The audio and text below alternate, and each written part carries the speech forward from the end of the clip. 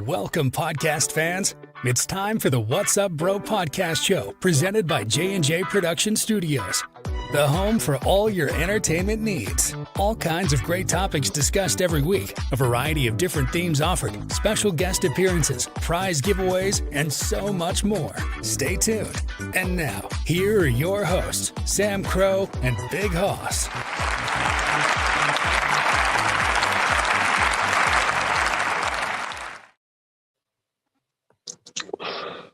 Well, hello, everybody. As you can see, we're all chilling here, along with myself, Sam Crow, Big Hoss, and Taskmaster Bill himself joining us here. It's Saturday night. Perfect time for another episode of course, you saw it, you heard it, the What's Up Bro podcast show, brought to you by J&J Production Studios, your number one true home for entertainment, now featuring the Airway Kingdom Network, which hosts a slew of other shows. You guys have seen a lot of us do different things. We have more content coming out. We're working on a bunch of stuff. We have some new things that we are going to talk about here. Firstly, if you missed, we have a new episode of Three Amigos. That's out now. Where is my promo photo? I should have had that ready. Oh, here we go. We're going to use... Not that. Sorry. Wait a minute. I was going to say, you're teasing the audience. I'm doing the wrong one. I forget that. We'll see. The thing that gets confusing is I switch channels here when we do certain shows. And so what I have to do is really just... I'm going to add one of these. I'll add this one for promotion reasons for now. Oh, dear lordy. Or actually, let me take this one off. How am I out of storage space on here? Like, I'm going to have to... One of these days, I got to sit down. I got to edit a lot of this stuff. Let me take off... I'm going to see what we really don't need, and I'm going to delete a lot of this stuff. This is really weird. All right, I did delete that one. I'll leave those promos. I'm going to delete those off. Let's try this again. New episode of, I'm using this poster for that one, Three Amigos, out now, and we talked about some fun things we're going to share here. So we'll get into that shortly. But yeah, so we're chilling out here. We're going to do some fun stuff for you towards the end. We're going to play some games, and maybe, just maybe, we're going to see if we can get Big Hoss to make another deal that we might turn out, which actually, speaking of that, I think I have that photo here. If I don't, I'm going to have to add it because we announced it on the show last night. We didn't announce this is the main show. I think I'm going to have to add it. Whoopsie doodle. This control panel is so small. Wait a minute.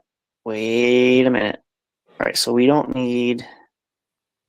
Actually, I don't know why I have these. What I'm going to have you do, sorry, Bill, side note, I'm thinking this out loud. I'm going to give you the rest of our show logos. If you can condense them on one photo, that'd be awesome, because then I can delete a lot of these off. This is just... Giving you the heads up, they will be small if we're putting them all on. That's okay. Page. That's all right. However you can cram them in, giggity. That's fine. But it's just to help me so I can flash them on here, but I don't have to use all the space to have them individually, because apparently I run out of room on here. I don't know why, but we can also probably take... It's all that porn. Maybe. Well, I use Big Hoss's stash, so... let's see. I think I've got some on a floppy disk for you. Oh, there you go. Hey. How do I flash this here? Because I want to advertise... Oh, I can take this one off now because we showed the Three Amigos. What was I talking about? What photo? You were going to show the audience something. Oh, that's right. Yeah, we'll just do the one. We have a new character to introduce. So we did this on the show last night, but we didn't do it here. So for those that did not catch it on the Three Amigos last night, I was talking about we're going to play some trivia towards the end of tonight and see if we can get Big Hoss, well, he's not drinking, but stoned enough where he might make a crazier bet, which he actually did, and we did work it out. But we are happy to introduce a new Persona character that we are going to be showcasing at some point in the near future.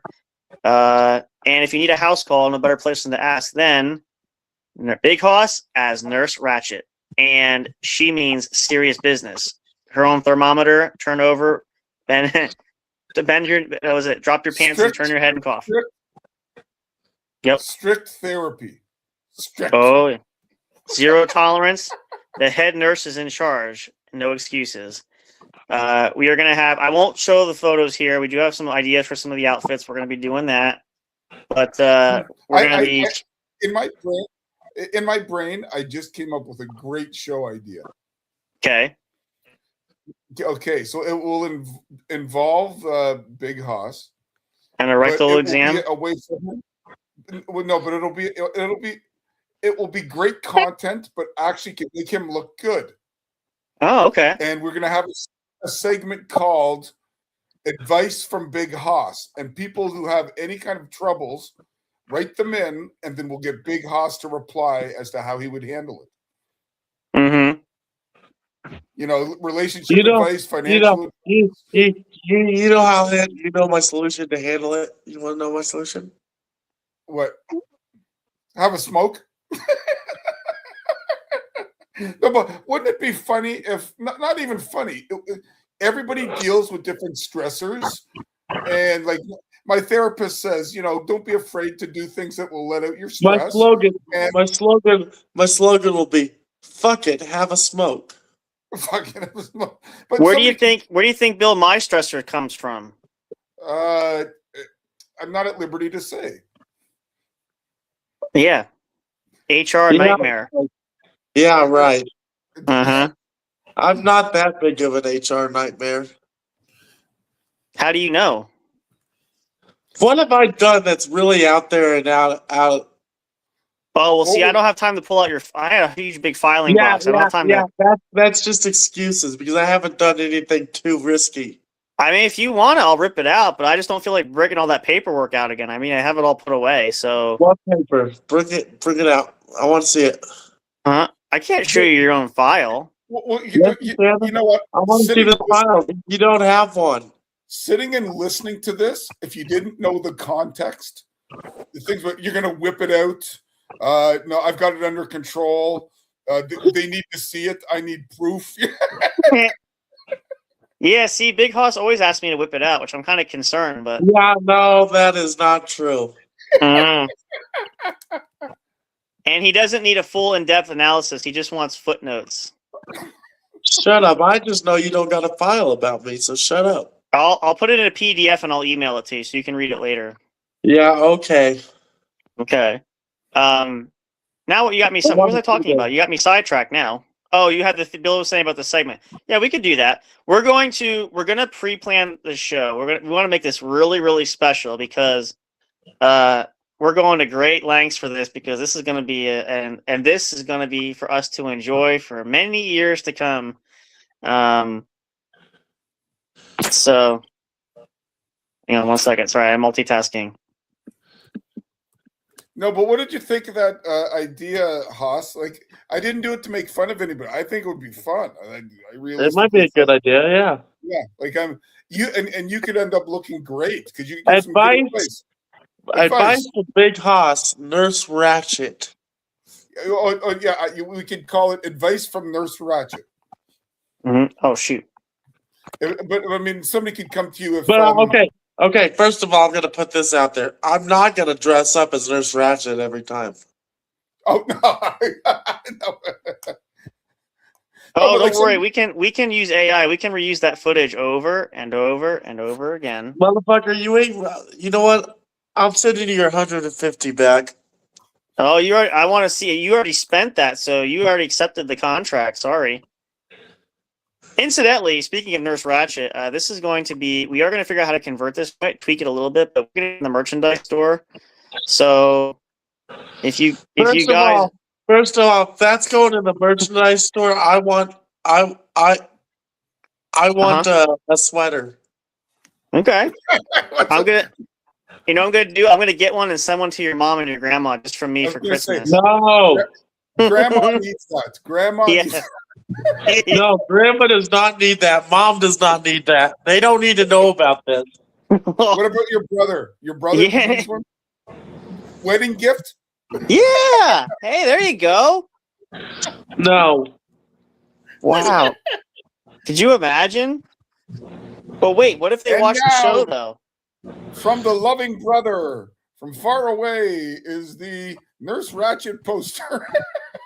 For the bachelor party. For the bachelor party. No, Nurse Ratchet jumps out of the cake. Exactly. Yeah, you could go to the party. You could go to the wedding after all. Look at that. Wouldn't that be something? But that's going to be fun. We'll figure out. We're going to do something. We got to make it really special. I'm not sure when yet, but I think probably it's either going to be probably like a midsummer project. I'm thinking at this stage. We got a couple. Oh, that reminds me too. We did talk about this. We're talking on that segue. We got a bunch of things coming up there. So we'll have Meet Nurse Ratchet officially once she is in costume. We have a couple other. Okay, I'll make you a deal. Here we go. I'll make you a deal. We'll debut the Nurse Ratchet on our camping trip. Okay. If what? I'm just saying, if we could debut it on our camping trip when we could do it all in person. Oh, well, we're going to be doing it before that for sure, too. I'm just saying. No, we're doing it on our camping trip so we could do it in person. Well, we can still do that anyway, but we got to get you on camera. That was the deal, too. I was going to say, no, but you're going to have to, live stream it, or if you can't, at least to record it. See, but we got to get Bill to come because you're going to share a tent with him as Nurse Ratchet. No.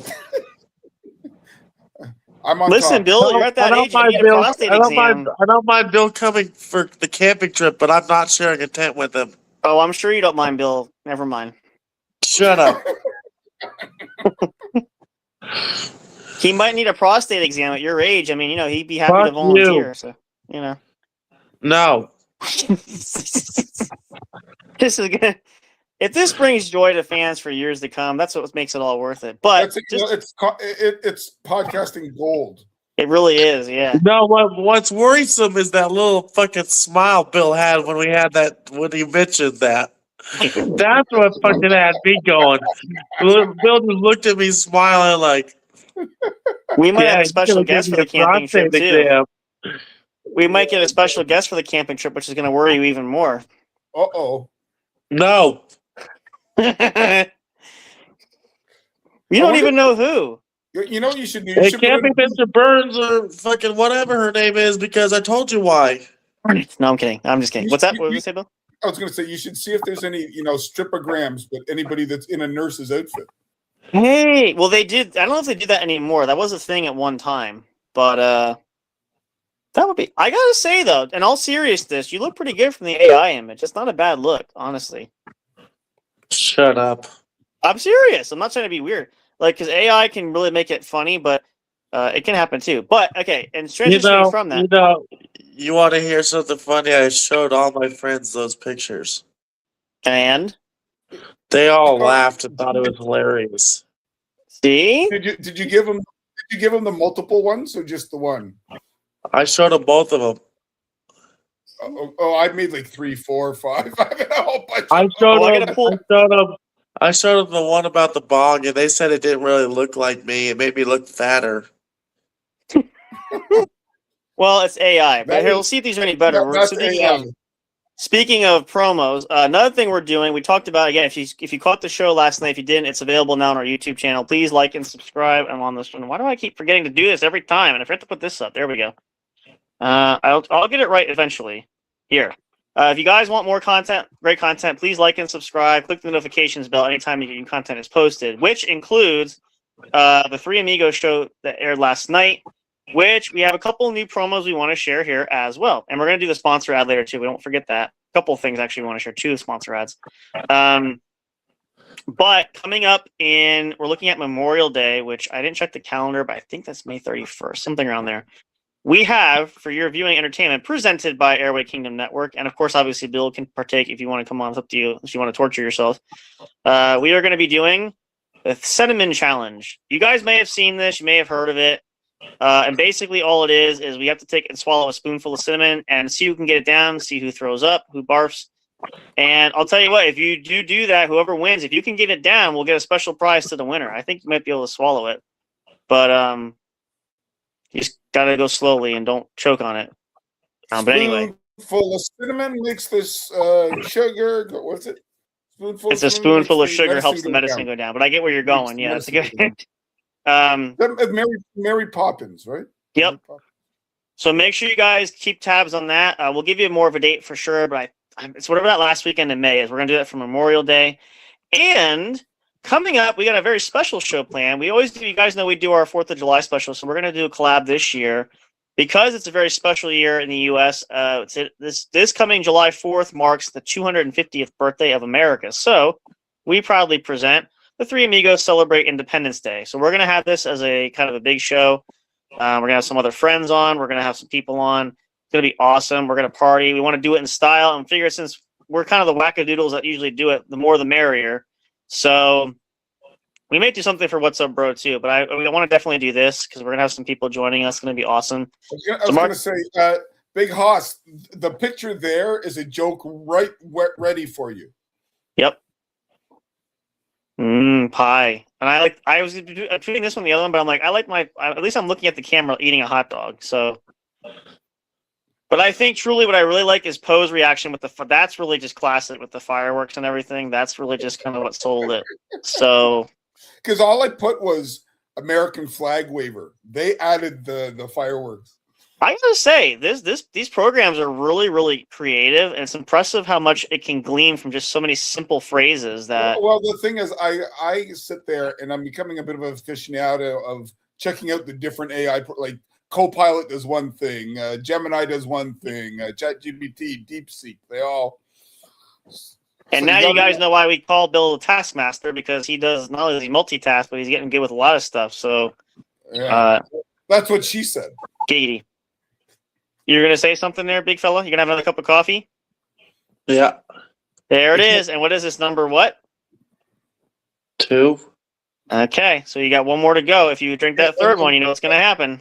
And Big Hoss, when you've got your second one, I will go out to the garage. Fair enough. I'll be right back. Okay, well, if we're going to transition then, let's go to a commercial break, because that way then we don't have to be... Transition no, right now. Shut up. No commercial break. Fuck the commercial break. Fuck you. No commercial break. Why? I want a commercial break. Yeah, well, I have control of the show, so fuck you right back. It's a commercial break. Let Bill go to the garage. 1, 2, 3, 4. What's going on? Someone's going to become an intern pretty soon. I'm trying to play hide and seek and see who the fuck you're talking to. Who's talking to? You? You didn't get the joke. I really don't know. I've lost. Is anybody? I saw a video the other day, and the kid's talking back to the mom, and she goes 1, 2, 3, 4, and she goes, and the kid goes, "What are you doing tonight?" She goes, "I'm trying to play hide and seek and see who the fuck you're talking to." Oh, funny. This is why I don't know, Bill. I think we have ourselves a new intern instead. What do you think? You can't do that. I helped co-found this thing. I helped co-found this group, so no. I know. I was going to say, did somebody apply to the ad already? No. I was thinking we already have our own... What ad? Oh, social media. I showed it to you. Social media. Oh. Don't get your panties in a twist, Nurse Ratchet. No, we're not about to... I thought there was a mutiny afoot for a second. I thought there was a mutiny afoot there for a second. Well, you realize the fun part of it is demographically it is 2-1, so I'm just kidding. I'm kidding. All right. Let's let Bill go to the garage. Let me put, where's that screen photo? Let me put this up. I'm going to play a short commercial. Nope, that's the wrong one. That's the right one. Okay. We'll play a short break. We'll get reset for more party mode and give you guys a chance if you want to break too. Everybody needs a good bathroom break and a good snack break, so go right ahead.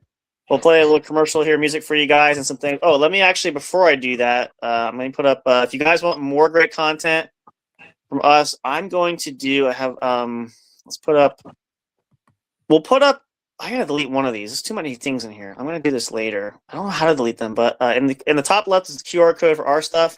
Take you to our link tree for all stuff from j&j Production Studios. And then in the bottom ticker, which I gotta find, you guys know we have a proud partner for some events going on. This is where to get tickets at for any future events. You guys can check that out as well. We'll probably run the other one in a little bit too, just for you guys can do that if you want to check that out during the break also. But we're going to come back for more. If you guys, let me make sure, do you guys mute yourselves by chance? I bet you we didn't. All right. I'm gonna mute you guys, and then you can come back. There we go. And then I'm going to put this on. We'll get resituated. We'll come back for more. Stay tuned. We're just getting fired up here. It's the What's Up Bro podcast show. It's Saturday night. We're having fun. Hope you guys are having a great weekend. Springtime is here. The weather's been nice. Lots of more things to come. What will happen? Who knows? We never usually do. So it could be an adventure for all of us. Stay tuned for more. Don't go away. We'll be right back right after this.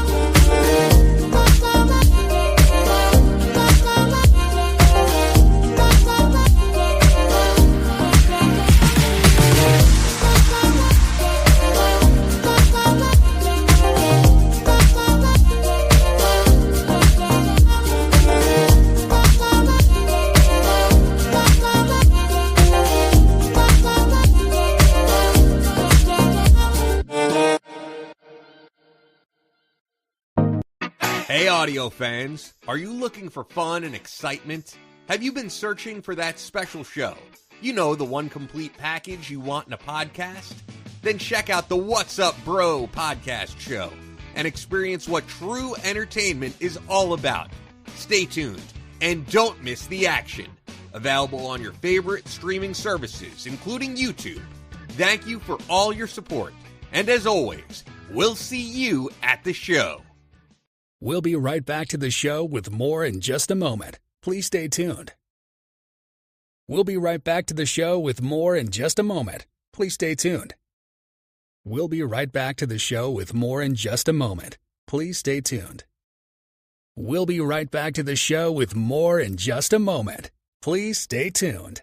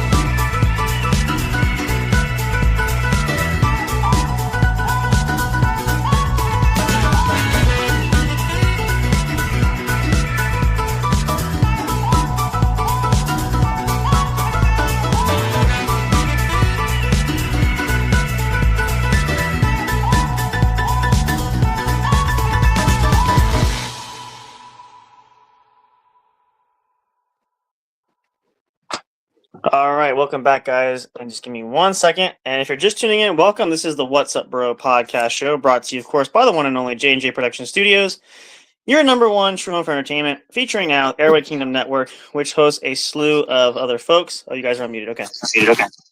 I manually adjusted. Yeah, I only had to do that because I was going to add you on the stage. I'm like, if you do that, just make sure you hit mute because I get all the sound effects. But we're good. So we are here hanging out. It's me, Sam Crow, Big Hoss, and Taskmaster. Blah, blah, blah. I'm sorry, I started drinking a little bit. Taskmaster Phil. How many twisted teas have you had? Actually, none. I'm only drinking Mike's. That's what I got this time around. That's actually my favorite drink. Of course it is. Every time I used to drink those, I'd get heartburn. Yeah? You ready to go there, Hoss man? Oh, shoot. You know what I'm going to do? You guys entertain the folks. I'm going to take you with me, but I'm going to turn the camera off. I have to make a potty run. Oh, mute yourself. Yeah, I don't know if you want to hear it on the camera. I can do it on the air, but... No. No, I've been on a podcast where we accidentally did that. Really? Yeah. All right, well then, I'm going to leave it to you guys. You can think of something entertaining. Entertain the folks. Right. Give me just a second. Hold on. Okay, so I think I will bring up when Sam comes back what the video I told you about. It would make for a good discussion. We'll do that. And then, I don't know, we've got some trivia. And I know you don't like trivia. Trust me, this doesn't matter what. I looked over some of them. It does not matter where you're from. As long as you live in the States, everybody, whether you're in grade 4 or you're 94. it's weird stuff. So you've got just as good a chance to beat Justin. Did you ever watch Jeopardy growing up, Big Hoss? Yeah. Yeah. My dad every day, 7:30, Jeopardy. It could have been like if I called him, he'd be like, "Okay, wait till after Jeopardy, or Jeopardy's about to start. Be quick." See, it was that, and the grandparents would watch. It was always Jeopardy and Wheel of Fortune back to back. So for that whole hour, like it was an hour, half an hour was one, half an hour was the other. Don't bother me for that whole hour. Yeah, mine was. We used to have Wheel of Fortune on before Jeopardy. Yep. Oh wait, I'm still in the dark. Hold on. You still. Fear of the Okay. What? And what were you saying about? You want to tell what video? Okay. So I was telling Big Hoss before we got on, we were doing this casually, and I was going through my phone, and there was a video of a woman who's a good-looking middle-aged woman. And no, it has nothing to do with where you think it's going. She's Jewish. Now, I don't know if you guys are familiar with the Jewish religion. I'm not that familiar, but it's now started Yom Kippur. Mm-hmm. Yeah. Now, Yom Kippur, I don't know all the rules, and if there's anybody watching, I'm not meaning to offend. Somebody please correct me. Something happens where during certain hours of the day, you can't take anything externally into you. Correct. Like pop or whatever, I don't know. Yeah, it's like a cleansing thing. Whatever. Yep. Anyway, but she said the way around it, if you're Jewish and you want something, they said you can't drink it down, but something could go in. And so she actually showed they had in packets. It was a caffeine suppository. And because you can't take coffee, but you could go up the old rectal way, that's how she'll get her caffeine. Interesting. They almost look like thin bullets, except they're like in a pop, like a pill popper thing that you pop it out like you would, anti-diarrhea medicine, except it's caffeine. Interesting. Yeah. This just gives me a nice idea. So That's Bill just gave me an idea. I didn't mean Hoss. I did not mean for this to happen. This is bro. No. I'll give you another $100. if you don't, well, we can do it with the camera off. That's a no. Run away. Let Big me just propose it. You can say no. I'll give you another. Now wait. I'll give you another $100 if we can get some caffeine suppository pills. We send them to you, and what we do, we have the camera off, obviously, but you got to do it before. Here's the pill. So it's a magic trick before and after. It's gone. But no, the caveat is no camera, but we can hear you. Exactly. And you got to use the studio mic so you're close enough so we get the full ASMR effect. And you have to have a witness. No. Well, I'm sure the neighbor could help with that. No. No. Not for $100. No. I'll give you another 150. No. I'll give you 200 for that. No. If there's anybody here who's celebrating Yom Kippur, good on you. I have nothing against the Jewish religion. I myself is Catholic. Jesus was a Jew. We're all in the same family. But I had never heard of said things. Do they come in different options? Could you have a banana suppository? We're gonna find out. Yeah, I don't. If there's anybody out there that can enlighten us, please do. Oh, I'm gonna be doing research. So what, maybe there's a watermelon suppository. I don't know. Like, that fucking shit. Fuck you. I'm not sticking anything on my mouth. Well, what I was gonna say is let's make this more interesting. Where if this video gets enough views and likes, we have to like the video at least.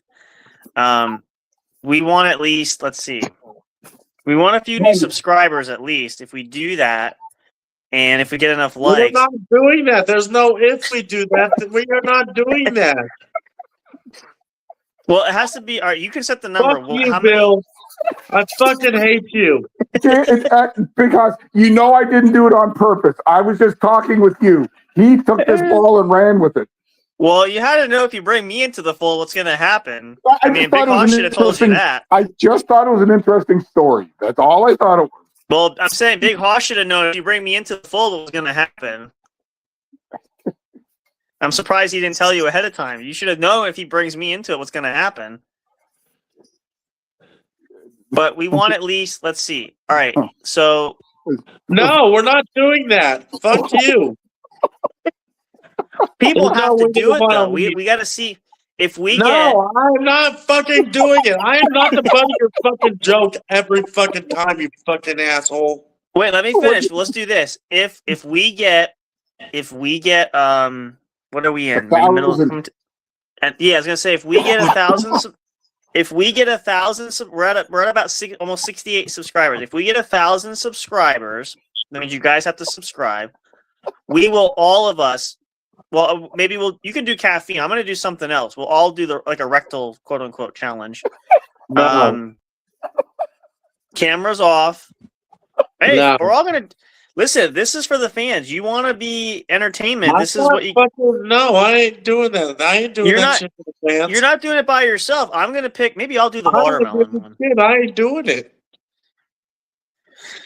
Well, Bill isn't doing it either. Well, no, and no means no, and we respect your boundaries. Well, let's ask this, Bill. Would you do it if it meant 1,000 subscribers? The question is, first of all, we only get about 2 or 3 every couple of weeks, so we need 1,000. We need to hit 1,000 subscribers. And what's today? By that point, I'm a senior citizen. Yeah. Well, let's consider it if and only if we get 1,000 subscribers by at least the end of next month. That's the end of May. Oh, and then we'll see where we're at. Yeah. Because if we don't get that, then there's no point. We need to have 1,000 confirmed because that'll put us in the video monetization range, which would be helpful. So. Oh really? I don't know. I don't know any of the YouTube side of stuff. So 1,000. You need at least a minimum. I know it's. Is it 100,000? You get the silver plaque. 10. I think 10,000. Was that 10,000? Yeah. 100,000. I think is the gold. No, that's $1 million. Oh, it's the gold. Okay. There's a couple tiers. But in order to monetize your videos to get money from them, the YouTube's what are they called? YouTube Premium. You need to have a minimum. They require 1,000 subscribers and so many views. But we're getting more views. I think we're going to eclipse the view requirement, but we need the subscribers. So ideally, and again, not that you guys have to, but we'd appreciate that because that would help us to be able to create more content for you guys. So that's okay. For the views right now, I'll tell you what I'm going to do. Okay, for the let's views. hear it. What I'm going to do is I'm going to hit my vape pen through the nose. Oh, that's not. You've done that already. No, you know what you're gonna do if you want to do something? You can take it through somewhere. Yeah, no. Well, no, you know what? You know what a realistic one would be, and I don't say this out of malice.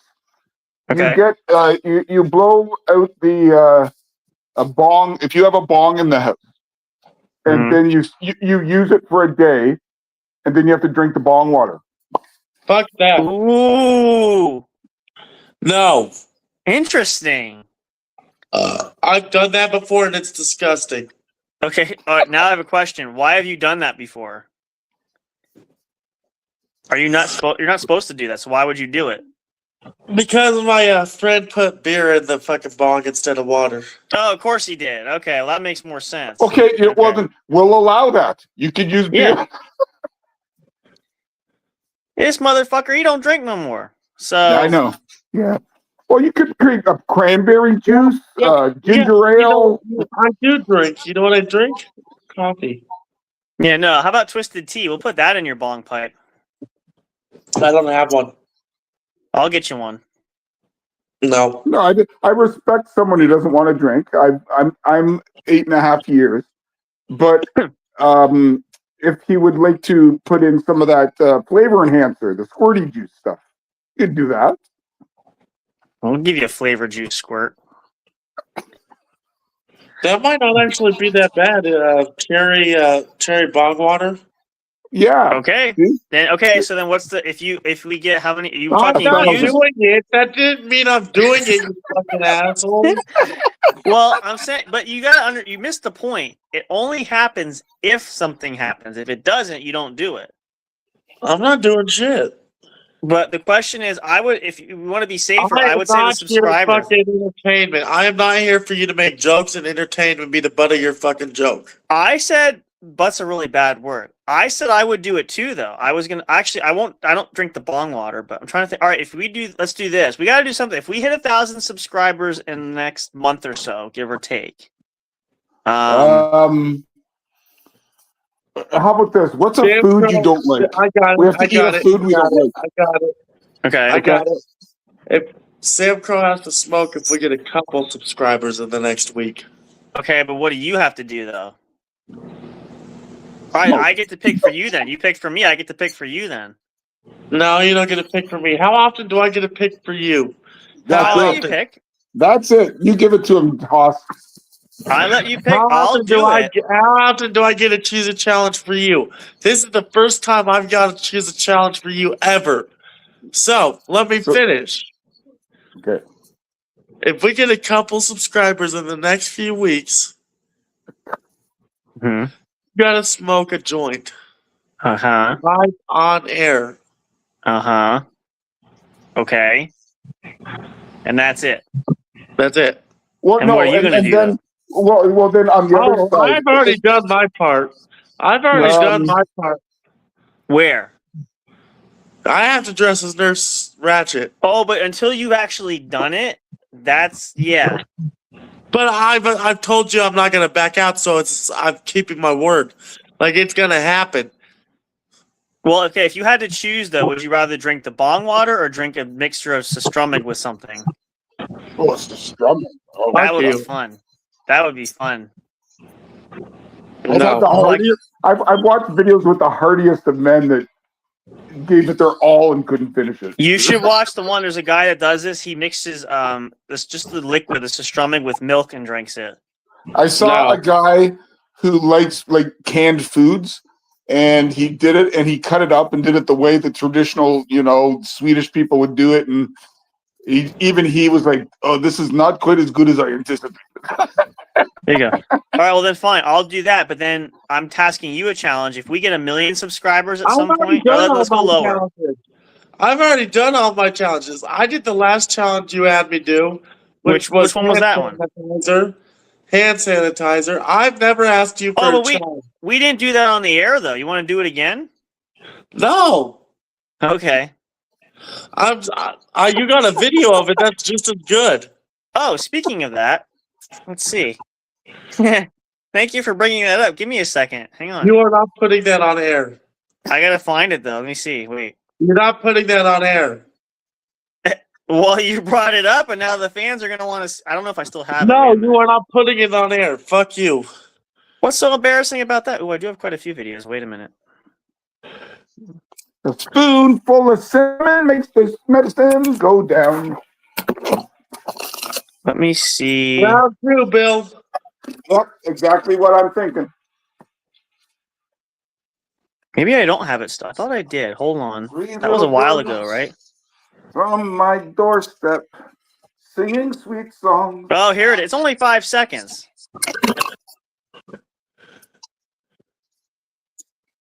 I'm probably duplicated for some reason. Oh, how do I not have an? Okay, wait a minute. I gotta delete something. Hold on. Besides, Bill's gonna want to see this. Stop playing that. I told you, don't play that. It's only 5 seconds. You don't even know what you're doing. I don't give a shit. Don't play it. I'm not giving my permission. All right, I'm gonna share it with Bill though. No, I'm not giving my permission. What's that? I'm not giving my permission for you to share it with Bill. I only need one party consent though, and that's mine. No, but big actually, yes, you need my consent because it's me. That's not true. But Haas, you can bring him to HR. Yep. Yeah, you do that. And you and I can be the judges. Let's see. What is this doing here? Come on, it's only 5 seconds. You barely don't even see it. And actually, to be fair, it wasn't as good of a challenge as I thought because you didn't really drink anything. All it is you licked your hand. That's about it. Oh, I thought you were showing the other night when he lifted his shirt. I don't have. Well, I gotta ask. Amber for that. Maybe she has some of that because she screenshotted a lot of that stuff. Oh, by the way, just with some board business, were you able to record that and send it out? Yep. Meeting? Yep. Were you? Okay. Yep. Done and doner. Yep. Done like dinner. Oh yeah. Yep. Let's see. All right. Well, I can't add that anyway. All right. I'm gonna save that. All right. That's gonna be blackmail. Oh, perfect idea. So now we can go. I'm gonna save that video. So if Big Hoss ever refuses the challenge again, we can always use that and say, "I'll play that on the airway." No, that is not cool. That is not okay. Let me see. I'm curious about what are we in? See, I don't know. We're across different states. Some states only provide one party consent. There's not two party consent anymore. And how that applies, I can tell you that is even though you were on the video, technically you did record the video, but you surrendered that because you sent it to me then. If you would have kept the video and just showed me on your own, that would be different. I don't know. It's a thing. Anyway, where's that other photo I had? Wait a second. You know what? Let me see what I have. I want to share a photo of something I have. Let me see. I have a video of something I have. I don't usually play. I want to test this because I haven't tried this with this yet. We didn't try any. Oh, dang it. I got to delete stuff. Let me delete Nurse Ratchet. Coming soon to the network store. Our store, technically. We're going to have probably a network store at some point. Let me see. What video can I share? And I have an idea of who. Right? I was going to say, I have an idea of who we can get to illustrate. There you go. I actually have, you know what we could do? I realized if I work with the movie guys, if you guys ever miss it, I have the movies. We could watch movies like right on here for a show sometime. Well, watch parties. I don't know if they allow that because it's copyright material. But then they don't see it. Yeah, right? And I think as long as the music is, I'm not sure. What the heck is? Oh, I know what that is. No. Like I've heard of and seen people do them, but we sit here like this and talk about the movie. They don't show the movie unless you do Patreon. If you do Patreon, then you can do it. Yeah. Oh, you know what I can share? There's no music for this. Do you guys want to see this? I don't know. I think Big Hoss might have seen this. If I can share it, let me see if I can get it on here. Whoops, this file's a bit too large. Okay, no, I can't. It was a video. I did sort of a little acting gig. So a friend of mine did a project, and I was in a small little film role here. I actually looked into the other day, just curious how you get into like being an extra. There's ways. I thought about doing it. I remember I almost applied for The Walking Dead at one point when they were doing the one season. Yeah, like I mean, some of them you require some acting knowledge, but some of them you can come in right off the street. Yeah, some of them are just like, we'll take any idiot. It's not a big deal. As long as you can follow directions. Exactly. As long as any idiot, basically. But Yeah, but they said you can make $150 a shoot or whatever. Just to... usually a day. Yeah, it's usually about what they pay. Yeah. Let me turn this off. All right. So now what we'll do, I think. Oh, first of all, let me mention our sponsors, and then we'll do our last section. We'll do the trivia for tonight, and then let's see. Because you've still got business to attend to. Yeah, I have to do that. I'm gonna try to do a little bit. I'm probably gonna go to bed soon too. But I'm gonna work on a couple things. I have to get up tomorrow, but we might do it. Sorry, go ahead. As long as you don't have to deal with what you dealt with before. Which part? Which? Oh, the extended conversation you thought wouldn't take that long. Oh, yeah, right. Gotcha. Yeah, no, we're good there. Let me see. What was I doing? Oh, I'm looking for, what was I doing? Oh, the ad thing. Okay, so we do want to mention we have a couple of sponsors we want to talk about, and proud sponsorship. They're also sharing us, and I think we have the links. I got to look at the link again. First one we want to mention, if you guys didn't know, I'm going to use the fun poster here. We have, if you guys are looking for some extra cash, who is it nowadays? Everything's tight and tough. Obviously, the economy is not great, and we know that things are hard. So if you want a best way to do it, we have a solution for you if you're interested. I'm going to share this one just because it has the website. But proudly sponsoring J&J Production Studios and the What's Up Bro Show and all affiliates. Check out Borders Rare Coins and Fine Jewelry. If you're in need of some cash quick, get paid fair value. Borgers is the place to go. Free in-home appraisals, free evaluations of items, whether that's coins, jewelry, really could be anything. If it has metal value and it's there, Jeff can tell you. Call or text owner Jeff, 973-390-4606. Located in Hellertown, Pennsylvania. Check out borgersrarecoins.com. If you're not local, you can also deal and buy online, which Jeff is very accommodating. Great person there too to talk with. Small business owner for many years. Perfect place to go. We highly recommend, not just because we're affiliated, but they do give you fair price quality. You will not be disappointed. You want to come back. So tell your friends, tell your family, tell everybody. And if you do come out in person, I might actually meet you in person. So there's another incentive. Come out. Check out Borgers Rare Coins today. And I'm going to put this out before the next sponsor because Big Hot Duck because his phone is dying.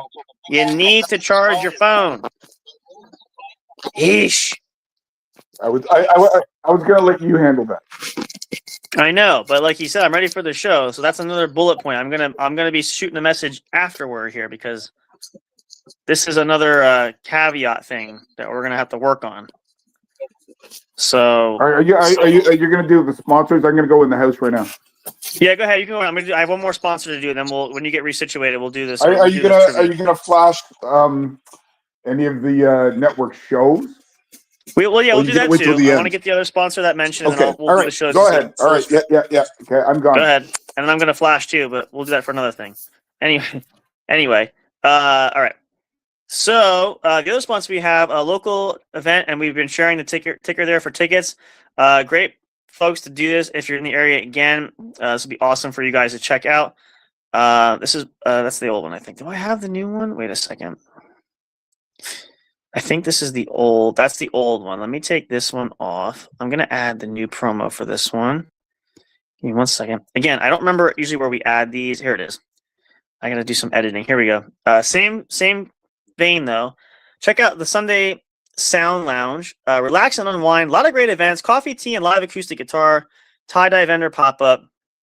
All kinds of fun things. We have events coming up April 19th, which actually is today, technically. So if you guys have a chance, get tickets now. We are offering tickets available if you guys want.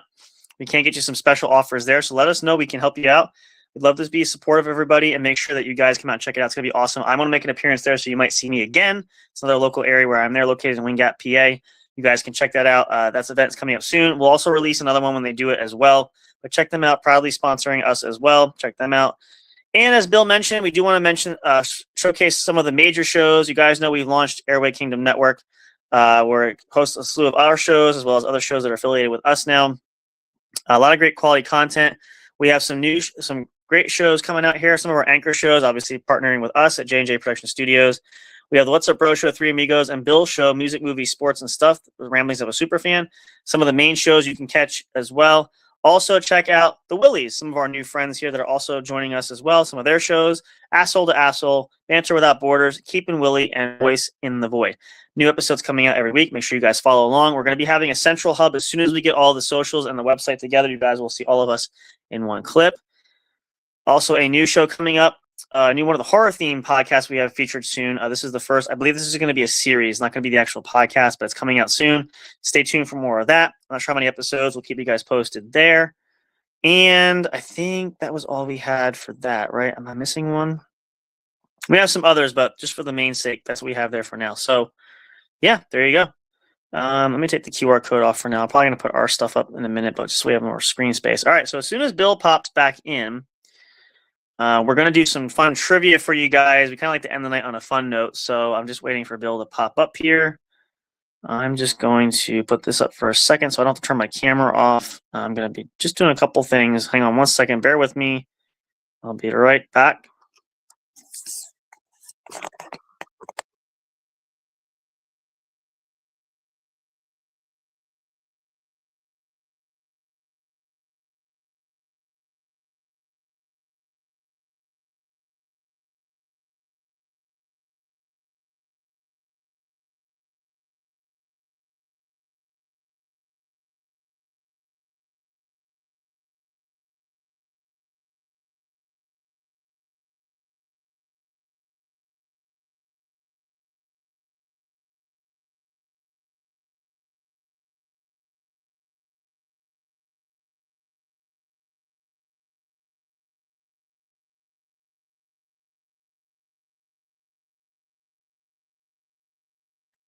Let's make sure this doesn't drop out. There we go.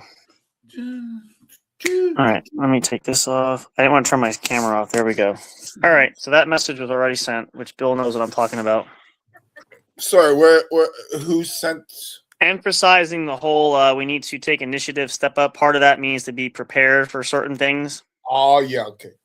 Gotcha. So, because this is getting to be way too much of a habit as I put it out there. So, yeah, we'll deal with that later. Anyway, all right, so for this portion, we did all the sponsor. We talked about some of the shows. Let me put this back up. There we go. Okay, so what's the theme? We have some trivia for tonight. I think it's an interesting one, so tell us a little bit, Bill. No, it is. Do you anticipate our crestfallen friend joining us? No. Okay. All right. Not that it impacts any, but I legitimately thought this one he could probably have just as good a shot as anyone else. So this one is called Odd Trivia Questions. Interesting. Odd. And now, so here's what I'll do. I've only gone over the first couple, so I don't know. Okay. We'll do 20. Okay. If you get 14, okay, that's 70%. And you'll what? Take your pants off then? You become the champ, and I have to answer them next week. Okay. Or maybe we get a challenge for you. I've been putting Big Hoss on the spot. Yeah. But I don't mind a challenge. It just has to be something where I won't get in trouble for doing it. That's all. No, you won't. You might have to sign a waiver, but aside from that, nothing that would demonetize us. No, I mean it's it's one of those. Just so you know, you understand that have you do this, it might cause death-like symptoms, but Yeah, well, it's always funny. You get those medical things where it says, if you've got bad headaches, take such and such. But you might have rampant diarrhea. Well, great. Or take this for a headache, and hey, by the way, it causes kidney failure, but Yeah. I always like that one where it was, if you have an erection longer than 4 hours, call your doctor. If I have an erection longer than 4 hours, I'm videotaping it and sending it to my friends. Well, here's a funny story before we start. Since you mentioned that, I remember watching. What was it? It's like interesting things to go to the hospital for, and there was this. I always remember this episode. It was funny because there was this college student during spring break, and he wanted to relax, so he got some, and he wanted to have a good time, and obviously didn't necessarily need help getting it up, but he wanted to, I guess, hop around multiple times, so he needed that little extra oomph. But what he did was he didn't necessarily. He went to he got a drug from an untested source there, like outsourcing from another country. It wasn't FDA approved kind of thing. Okay. So took that, and obviously it lasted longer than 4 hours. So he had to go to the hospital, and he did. And they're like, well, what are we going to do? He said, well, we could give you the big needle to drain it, or we could try something else. So they had the doctor come in, the male doctor, and he's up there with both hands just kind of like massaging it. And so they're just kind of sitting there. He goes, so how's school? The weather's nice, enjoying spring. He's using, I can't use both my hands. He's using both hands, mind you. He's like, so, yeah. Yeah. So I'm like, lesson learned is don't take anything that's not FDA approved, and you really need to be careful with what you consume because it could be an issue. My question is, what are they draining? I guess what they do, you put a needle through it and you drain the blood, I guess, that way. If the blood doesn't go down naturally, you kind of like have to, See, blood I could handle. I just wondered if it was some other seminal fluid or like something, As I recall, I guess they go right into the shaft and they just drain the blood out, and that just makes it go down, I guess. Okay. Because obviously it's enhanced blood flow, so that would make sense. Yeah. Because originally Viagra was not created for erectile dysfunction. It was a heart medication. Yep. You get more blood flow into the inferior and superior vena cava. Yep. And I forget who figured it out, but like, oh yeah, if you take this, you can actually get a heart on. I'm like, okay. Well, all the guys that were dealing with heart trouble were fucking horny the whole time. Yeah. What a horrible side effect. What a horrible side effect.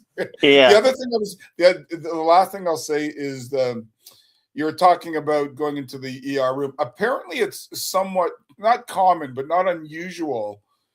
If a woman or a man inserts too fast, it can break or snap. Like there's, Yep. I forget but there is a whole term for it, because if it snaps too bad, I don't know if it becomes permanent or I don't put a cast. I don't know. You have to, they have to cast it and you hope that you can get it, straightened out. And you can only use it for urinary purposes, not for anything else. And I don't know.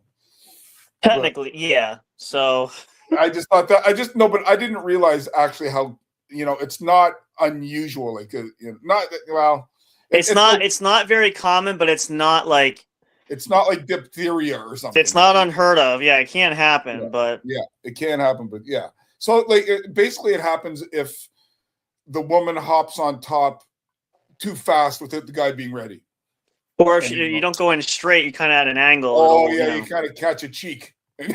Ouch. Yeah, and you feel that snap, and it's like a twig snap, and you just kind of Yeah.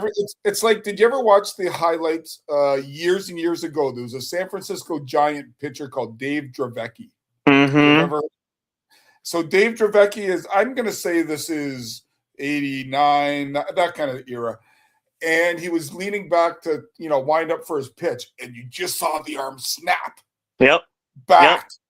And it's like, oh, God. Because he was throwing it 95 miles an hour. Yep. His arm just kind of like dangled there. Then it's like, yep. Mm-hmm.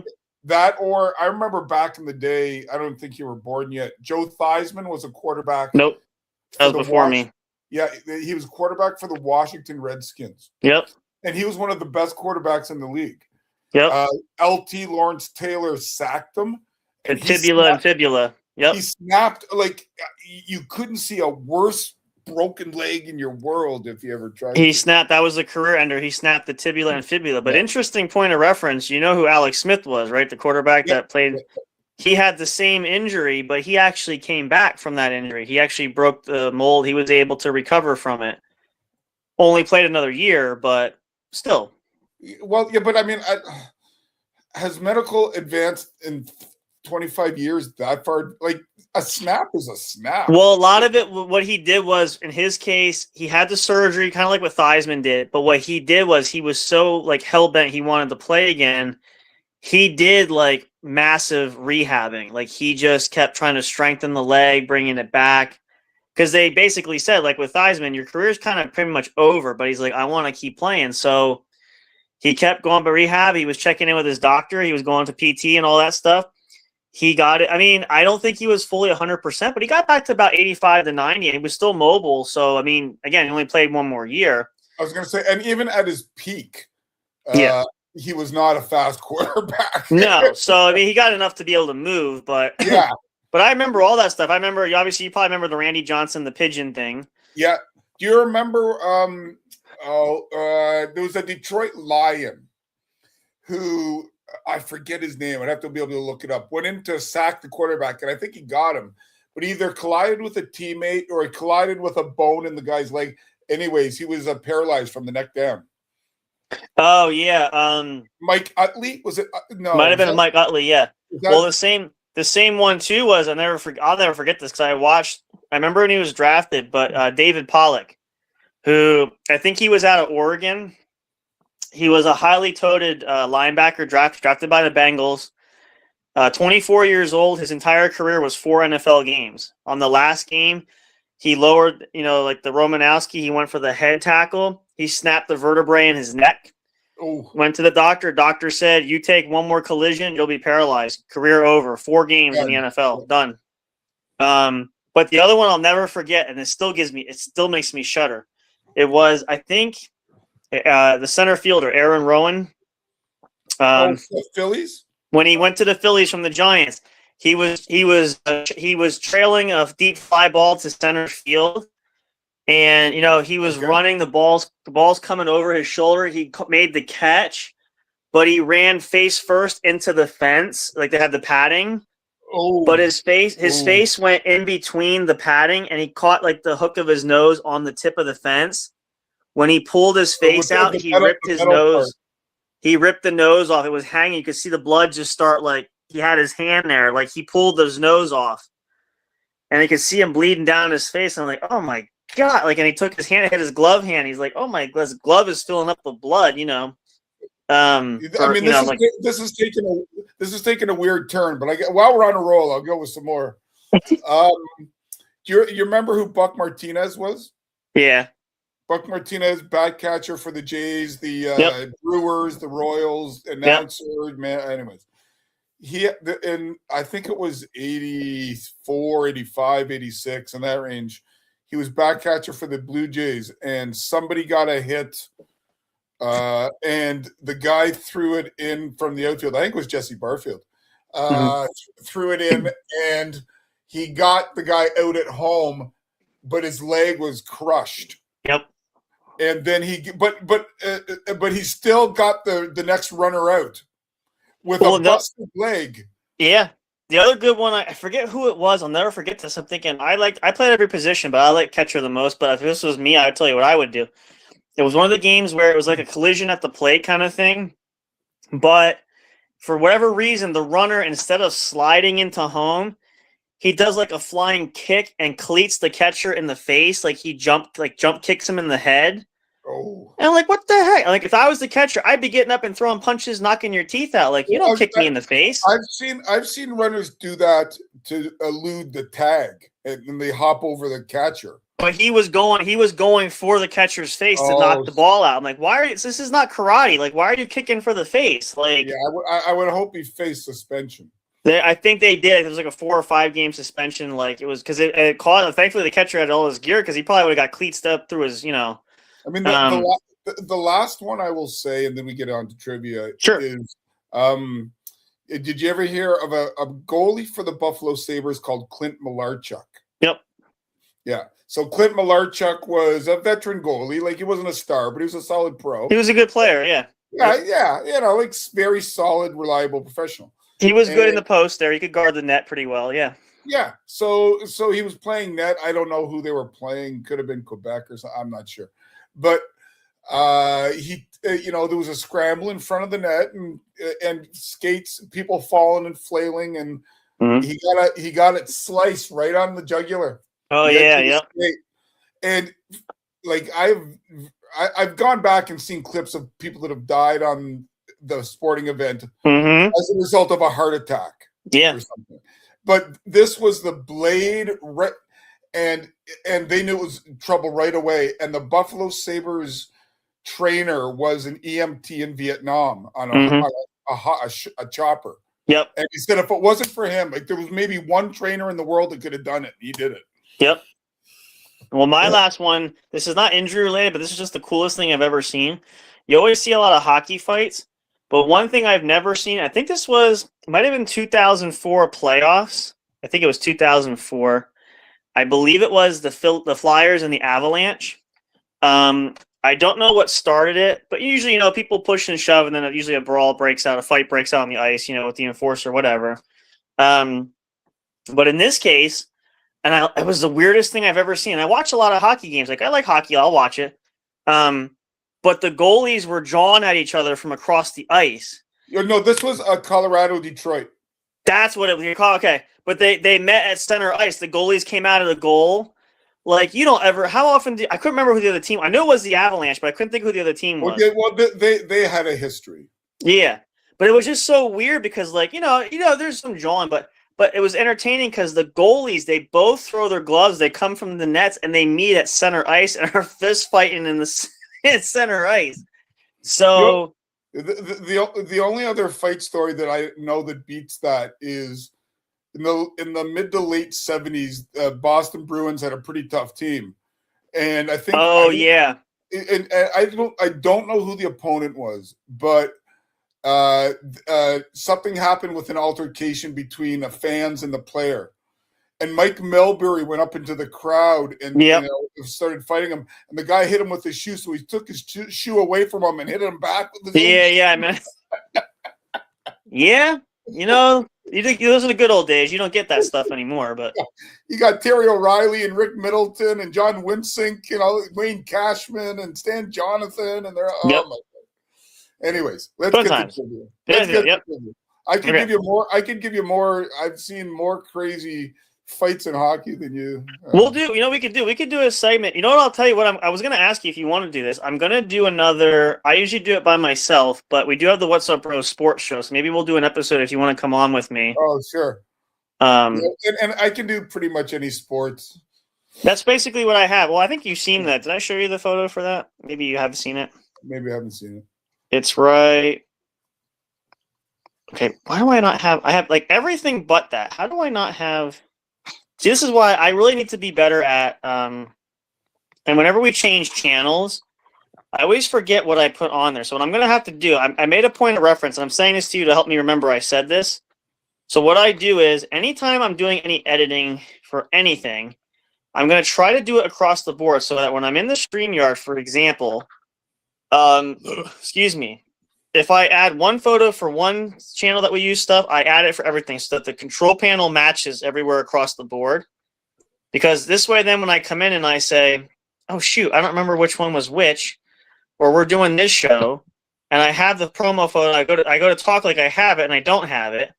This way I can say, yes, I do have it because I put it in there, and it's all the way across. And if I don't need it at some point, we just take it off. But that way I don't confuse myself saying, I think I'm in the one chat channel and I'm actually in the other one. And I'm like, oh, so there really isn't a photo. I just kind of was blowing smoke, which I don't like to do. So this actually, and these are some of the logos that we had designed. I had somebody design them, which is really nice. We may update these maybe in the future, but I like them. Again, we didn't obviously know you at the time either. This is going way back. So, but they came out pretty well. And I will tell you. What's that? Yeah, go ahead. I was just going to say the software programs wouldn't have been nearly what they are now. So true. Well, this was only. We might have got probably something, maybe not quite as good because this was only just a few years ago. But still the idea was it's still incredible what some people can come up with just because. I think. Oh, I didn't pass it. Like I said, it's not my gift. I can play around with stuff, and I can. Oh, here it is. I can do different things, but I actually got the photo off Google, and then he just kind of built the border around it. So this is basically it right there. Oh yeah, that's not bad. That's not too bad, no?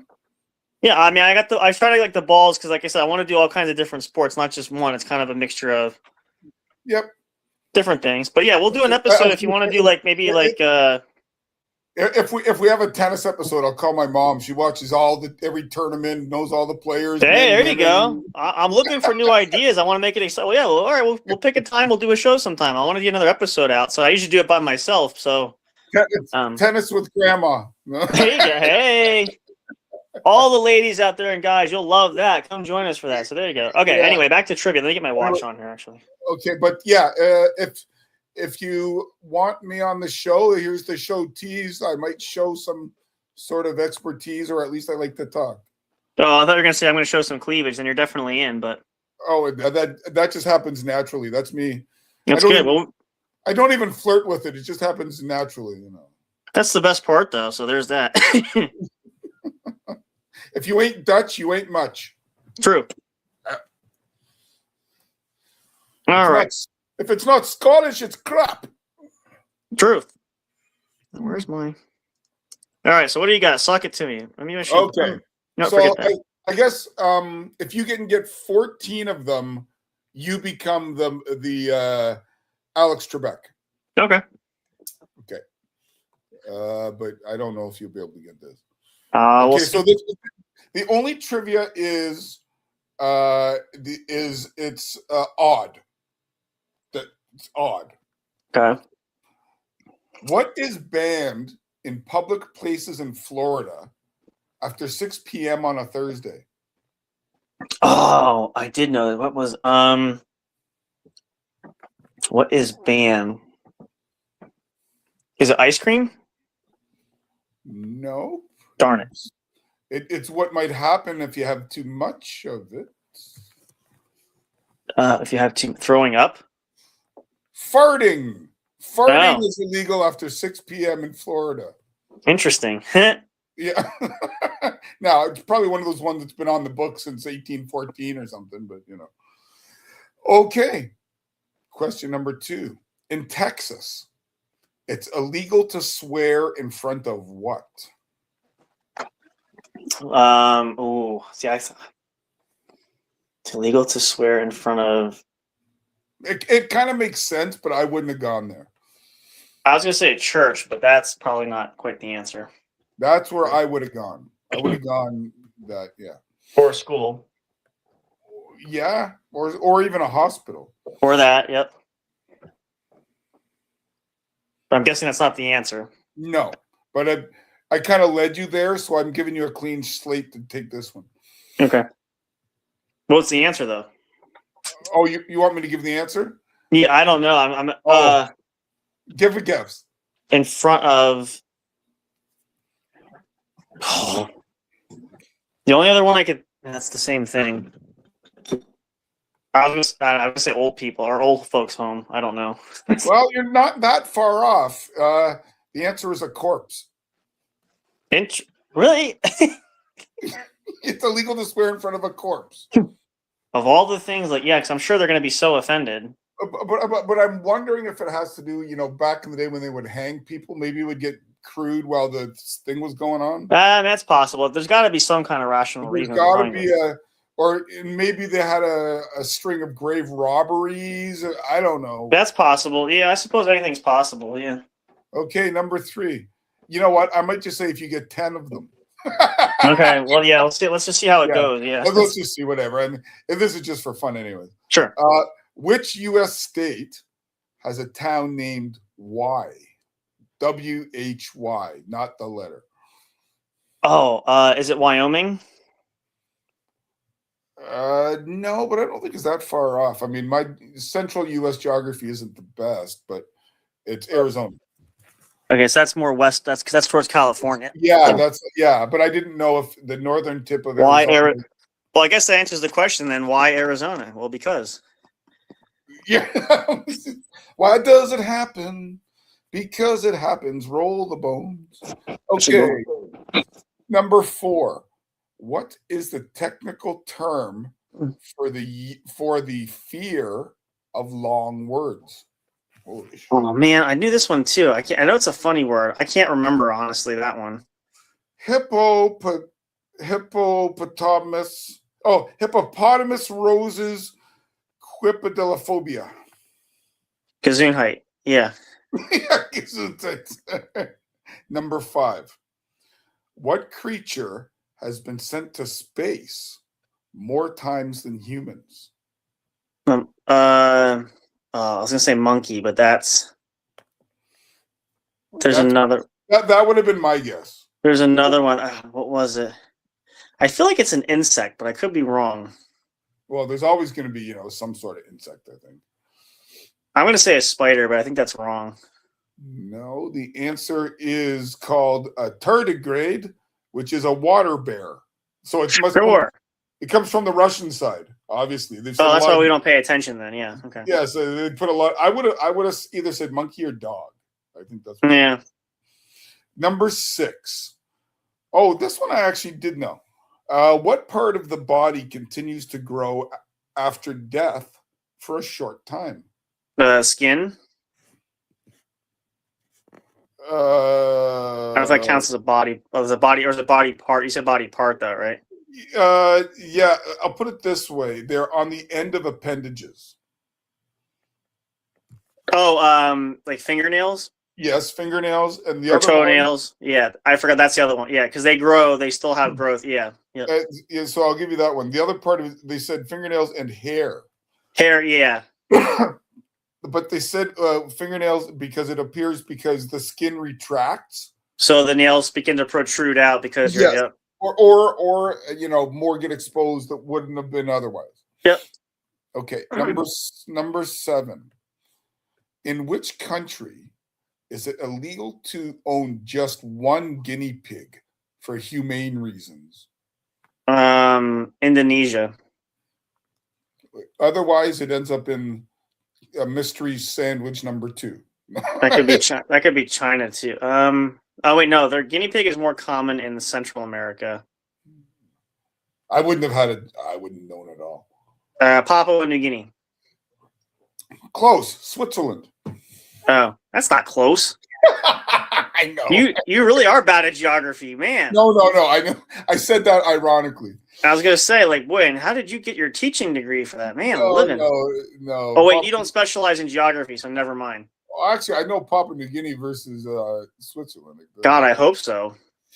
Number 9. Oh, you could probably. I don't know if you get this, but it's not a crazy. Which animal can hold its breath longer than a dolphin? Oh. This is not what they're known for. I'll tell you that. No, I know. Oh, dang, I did know this one at one time. And it's not an insect. No. Oh, is it I don't think they submerged. Was it an elephant? No. It is a 4-legged creature that is not swift of foot. A hippo? A sloth. Oh, okay. Yeah, I know it was a weird one, but yeah. Oh, see, I don't know. Even if you don't get this, you might just guess it right. Okay. How many hearts does an octopus have? Oh, I just 4. 3. Oh no, 2. It's 2. Sorry. It's 3. 3. Okay, I confuse that with the cow's stomach. They have 4 stomachs. Okay. Never mind. Oh, I know. Okay, this I do know because I watched so many Food Channel stuff. and this could actually tie into a challenge. Okay, that's good. What is the strange fruit? Oh, sorry. What is strange about the fruit called durian? What's strange about it? Yeah. Other than the fact it's like the most disgusting or smelliest in the world, whatever it is, it's rank. That's part of the answer. Okay. But so it does smell quite foul, but what about? Doesn't it also taste like really sweet or something? Yeah, it tastes really good. Yeah. So there you go. It tastes good, but it smells bad. Yeah, it's like one of those faux pas things. Like it's one and not the other. Because because sometimes they have those challenges of can you eat durian, but sometimes you can actually get it at Chinese restaurants. People want. I've watched those videos. Those are fun to watch too. Yeah. Yeah, because you're near it, I want you to do one on the road and go to the Maple. Is it called Maple Leaf? The buffet, the Amish buffet. Oh, I've been there many times. Yeah. Oh, have you? Shady Maple. That's it. Yep, Shady Maple. Yep, that's in Lancaster. Yeah, that's one of my bucket list things. I want to go to that one. I've been there since I was a kid. My family tradition was every year we go down to the Sight and Sound, and then we'd also we stay at the hotel down there. We'd also go there at least once during our 3 or 4 day vacation for dinner. Oh, cool. Yeah. Well, the other thing I've heard is that there's multiple Amish or Mennonite type buffets in town, and that's the most well known. But there's others that might. There's there's a Good and Plenty. There's one that I saw, and it was almost like a corner breakfast place, but it was run by the Amish. Oh, there's a couple. I forget the name. I know which one you mean. There's that one. There's a strip plaza or something. Yeah. Yep. Mm-hmm. Yeah. But the guy said that they make really good biscuits. So. Oh, they do. Oh, yeah, they're fantastic. Homemade. Homemade. The buttermilk biscuits. Yep. Up here, we don't have biscuits and gravy. I mean, you could make it, I guess. Another reason why we hate Canada for that reason. Yeah, and like we'll do the the Southern fried chicken, we'll do the ribs, and we'll do the But you gotta have the biscuits and gravy. Yeah, oh my gosh. We don't. Yeah. I went on a trip and we went down. We ended up in North Carolina. You got to go down south for it. And when they said to me, "What do you want for breakfast?" We can make eggs. We can just give me biscuits and gravy. We don't get that kind of good stuff up north. Give me because I'm down south. Yeah. Lordy. Or you get a biscuit with like a nice sausage and egg. It's fantastic. If you go to Lancaster, those breakfasts, that's usually the common eggs and sausage with slice of cheddar cheese or something on it. Yeah. And one of my favorites locally there, if you ever heard, it's called shoe fly pie. I've heard of it. I've never seen it. It's like a molasses cake. It's absolutely fantastic. It can't be super dry. It's got to be moist. It's got to be wet. If you get it dry, it's not good. Oh, if you come to Canada at some point and you cross at Montreal, say, Quebec produces 70% of the world's maple syrup. That's what I heard. Yeah, they still to this day, I think it's still like everybody says the Vermont or the no Quebec's. They pirate the name, but the Vermont maple syrup is from Quebec. Yeah, it's the same friggin' roots. That's all. Yep. Anyways, they have a pie called sugar pie. Yep. And I think it's sugar and raisins. Yep. And when Jen has some, she has to take double the insulin. I was gonna say diabetic. Yeah. Mm-hmm. She's type 2. Yep. All right. Okay. So let's go to number 11. So we're halfway. I think I'll give you a 3 out of 10. Okay. That's probably optimistic. So we did 11. Mm-hmm. Okay. 12. What does a kangaroo word contain within it? Kangaroo word? What does a kangaroo, the word kangaroo and word in quotation marks, within the letters of those words, what does it contain within it?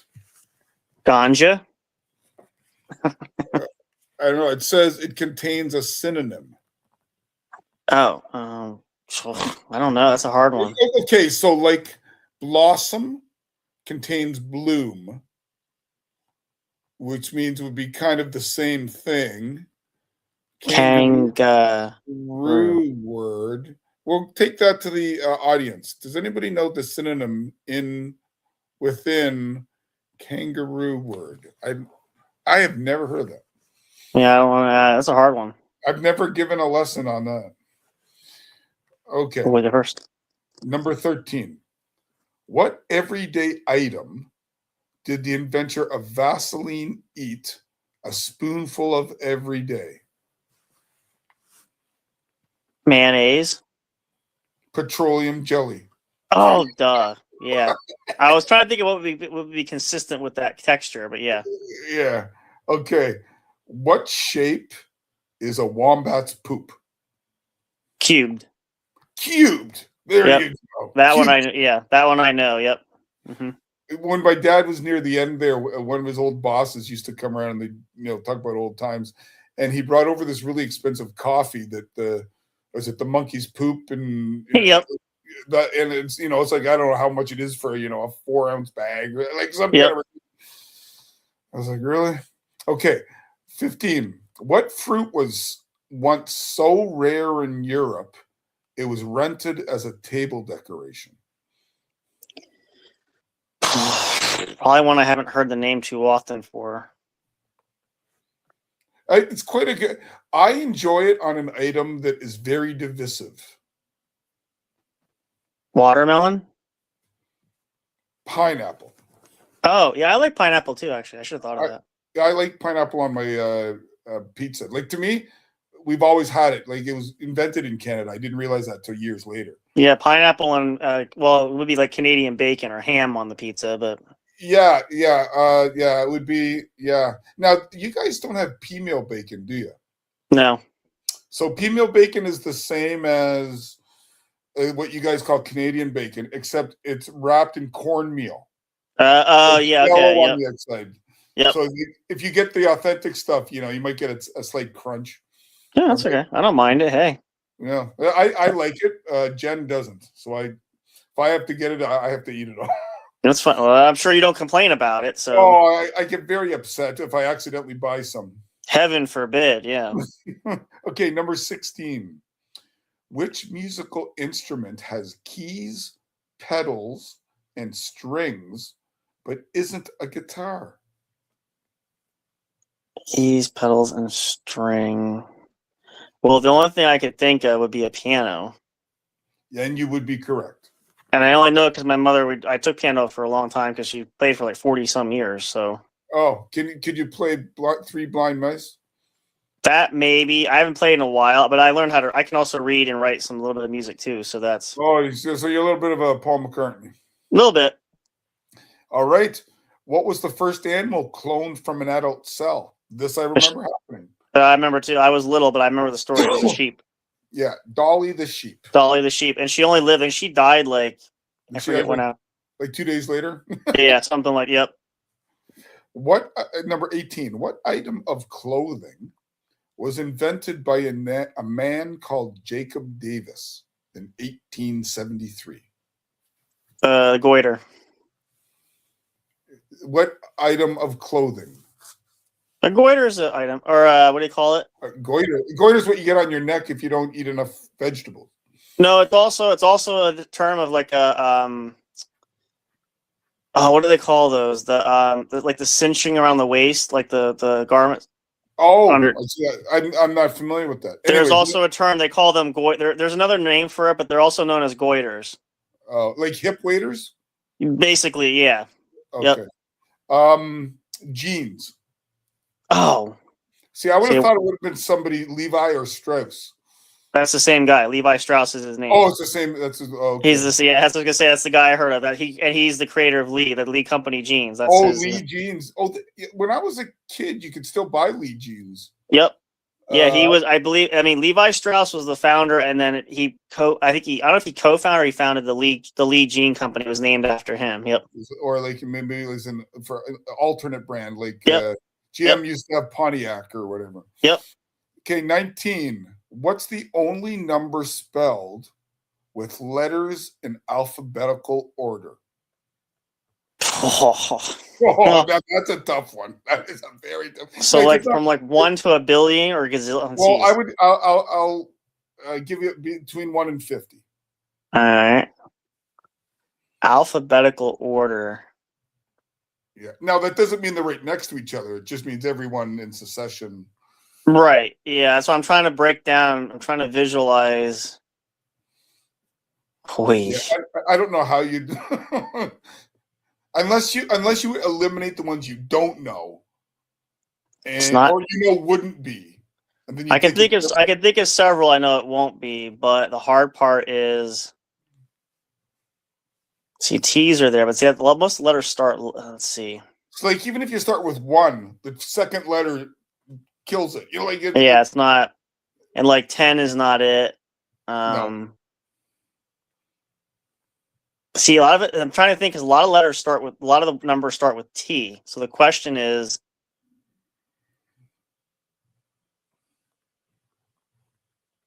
the only one I could guess, if I had to take a guess, this was the first one that came to mind. It's probably wrong, but this is, for whatever reason, popped in my head. I was going to say 20. No, but you're on the right track. It's 40. Okay, that's where. Yeah, yep. Okay. Darn it. But not 41. Yeah. Okay, last question. I would not know this. I would never clue on this. What animal can sleep for up to 3 years? It's not a bear, right? No, that would be the automatic. I think That's a hybrid. Yeah, it's too easy. I was going to say they're like 5 months. Yeah, because hibernation is part of that cycle. Yeah, so that's like a November to March kind of deal. Gee. I wouldn't know. Now let's just put it this way: it's not one you see every day, and it's not the most fleet of foot.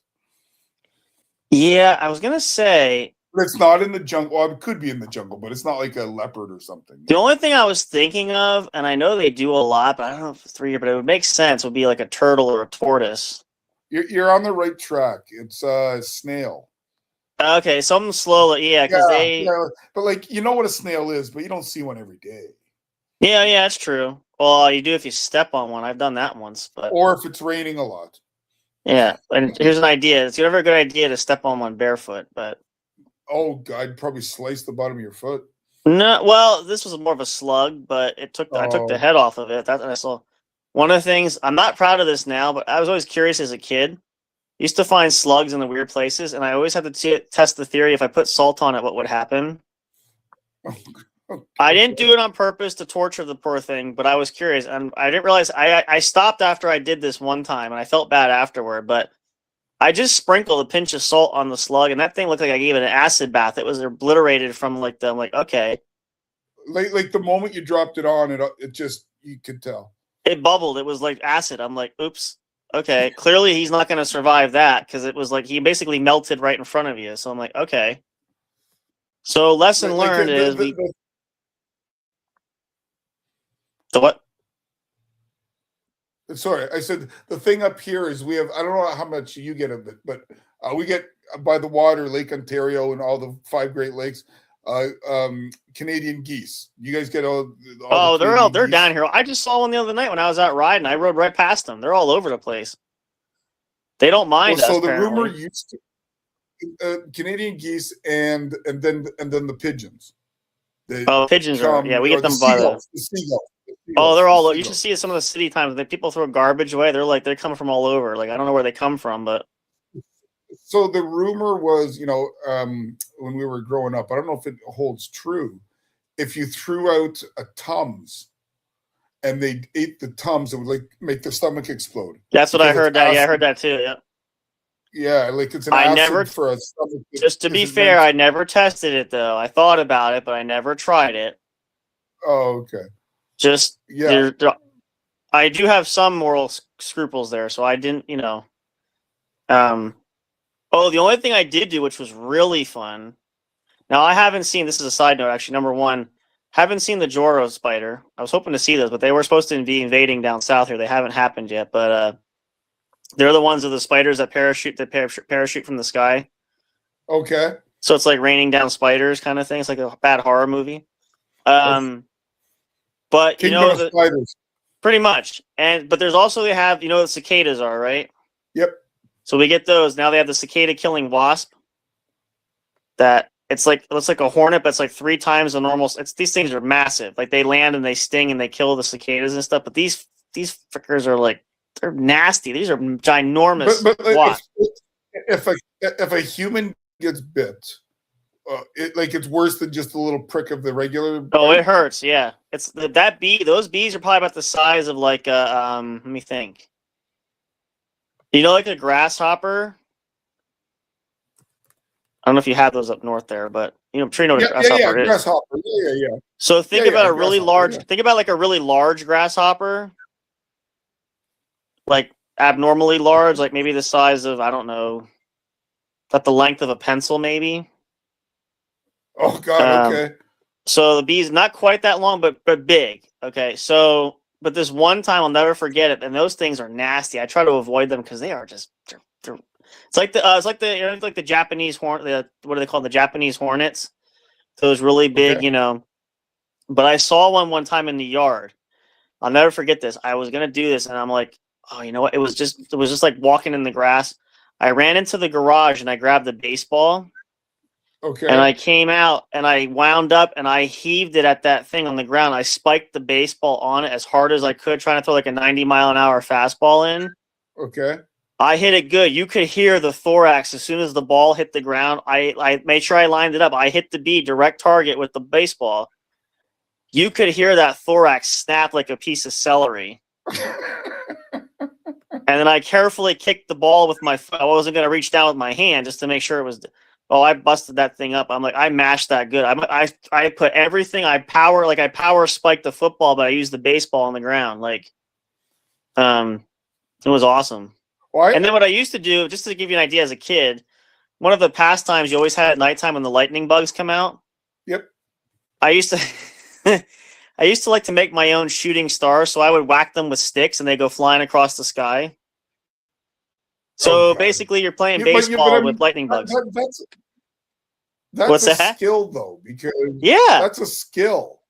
Because like when I go camping, I see them all the time. But either I've had a couple puffs or I'm tired. Like, there's no way you'd be like that. Takes coordination. I think the longest, my longest drive, or like a golf drive, I must have hit one maybe 30 feet. So, I mean, again, it was a small stick, so I couldn't get too much behind it, but I whacked it pretty good on the end, so you could see it. But it's just like a shooting star. It went careening across the air. And then, of course, once it lands and it dies, it kind of goes out. But it just came to my head, did our erstwhile co-host reply to you? Nope. Okay. I'll expect a reply in the morning, and I'll see what he says. Yeah. It's a fair point. Like I said, we've had these, here, the thing is too, is when you're busy and stuff, again, this goes back to the topic of, if you're busy and things happen, I forget to plug some things in times. I got to try to do that, but I have a lot going on sometimes, so I don't think about it. But when like, and again, I said that like 3 hours ago, we were going to have the show or something like that. If it's going to be there, and the only reason why it kind of is upsetting is it's not like this is the first time I've had to say this. And I'm like, look, you need to be prepared beforehand. And if you're there, and we know you're there, and if you're sitting there, you can still have your phone with you. Just put it on the charger. Like, I have my phone on the charger now because the battery's down, because we've been doing this for a bit. But I have the charger right here. Like, How hard is that to do that? And then you wonder why. This is why, if you notice, why I kind of give a little more when I push, because he makes it easy, first of all. But the other thing is when we talked about you want to be stepping up and doing more, and again, you're capable of doing it. Well, that includes a multitude of different things, not just one area. There's several things you need to do to pick it up a bit, as it were. So, and this is just one, and this has been ongoing for at least the last, well, before you guys all came in. This is probably like a year or so ago, 2 years ago. I mean, and if it's not the charger, I'm outside, and this is why I say, anytime it's a show night, like I do, I pick the spot, it's quiet, I'm ready to go, I'm plugged in, blah, blah, blah, blah. Because then the other issue was the timing of, like, this show normally goes about an hour, give or take, depending on what we're doing. As I mentioned, like, he would cut out early, and I'm like, listen, you want to do this and you want to get paid and all this stuff, you got to put the time in. It's the same thing, the average kind of job thing. You got to have the time in. Like, you can't just duck out unless it's an emergency or, he's got things. But if it's something like, I forget the one he said the one time, like, why did you duck out? Well, that don't fly with me for that. If it wasn't a legitimate reason, which usually I can tell because he won't tell me that right away, then, because I told him one time, like, what my answer is going to be. I know you don't have to tell me what it is, but I can already tell you it's not a legitimate reason. So what my response is going to be. So, and again, I'm not being the bad guy. Everybody's old. Like we said, everybody's old enough. I don't chase people. Like, I give everybody stuff to do, and people should be communicating, but I'm not running a daycare either. So, just my food for thought there. But you know. The other thing I just popped into my head, when I put those ups for up today for the social media person, Mm-hmm. do you check that email? Yeah, I have that here on the main desktop. Yep. Okay. Because I didn't know if it was just one you set up that you kind of forget about. Nope. No? Nope. Okay. I got back into, what I did was when I knew that the network was really taking off, I have our business email for the J&J Production Studios. I have that, but I wanted one because I figured we're probably going to incorporate, social media and stuff for that and all that stuff. We're going to need email for that anyway. So I created a Gmail for that, which is, I mean, getting a Gmail or a Yahoo account is nothing. So yeah, which is why I did it, because I figure anything I have for us, we have the J&J Productions for our stuff there. But I wanted one exclusively because I know there's a lot of people, and some people might not do social media or whatever. I wanted to have an email exclusively for the network stuff. That way it helps me itemize. Like, I know what stuff I have to do for our stuff, and I know what I have to do for the network stuff. So it's kind of like, at least I can monitor what comes. And I mean, the one thing I am learning from recruiting and connecting and seeing the podcast out there is not everybody has an email address. Mm-hmm. I find that quite annoying, to be honest. Mm-hmm. Well, what it is, I think a lot of people are the younger ones. It's usually strictly social media, but again, you got to have. Well, I shouldn't say you have to have. Usually nowadays, it's either email or phone to create an account. So most people just use phone. But a lot of people, email's kind of like becoming the sort of the thing of the past. It's kind of outdated where people don't usually do that as much. But I'm all for technology. I'm all for getting better. But oh yeah, do we have a technology where we could forward a document other than email? See, that's the caveat. Now the only thing I have, which I did, well, I don't know if I did for you yet, but I have the WeTransfer. That's how I sent the video to the others. Okay. But primarily you send it via email. So that's why I said to them, I have to go through that program because I can't attach that video to just an email to send it because it's so large. But with this program, it's called WeTransfer. You can check it out if you ever want. WeTransfer.com. You create an account. You use your email that you signed up, which I have the studio email, which is where it comes from. But the program allows you, so like, let's say you give me your email. So it's going to say, okay, Bill, I'm going to send it to your email, whatever, blah, blah, blah, blah. It's going to come from, this is the studio email. So the recipient's going to be me at J&J Production Studios at Yahoo, that blah, blah, blah. And the file, the video, whatever, is embedded in that. And now the only thing is like, usually you can set a time limit. This is what I told Brandon. I said, look, I'm sending this now. You have 3 days to download it or it disappears. Like, it's temporary. I can send it again. It self-destroys. Yep. So, but it's the only, because most files, like most strict emails, you can't send large documents because if the file is too big. No. So, but again, it goes back to still email is key because I have to have a sender from the email to a recipient for the email. So, and I just found it works. Like now we obviously do we haven't had one for a bit, but we don't have a contract per se, but we work with a PR company that emails me when there's like, we have our Calendly too. I updated that for like appointments for bookings for like guests and stuff on the show. But they reach out to me. Next time you guys do one, I couldn't do it last time because I forget what I was doing when you had the country singer on. Yeah. It was like not techno, but like alternative music. Country. Yeah, something. Whatever. But yeah, if we get one, I haven't heard anything, but once they get clients, they usually email me and say, "Hey, we have a client ready for booking," and I'll book them, and then we do that. So,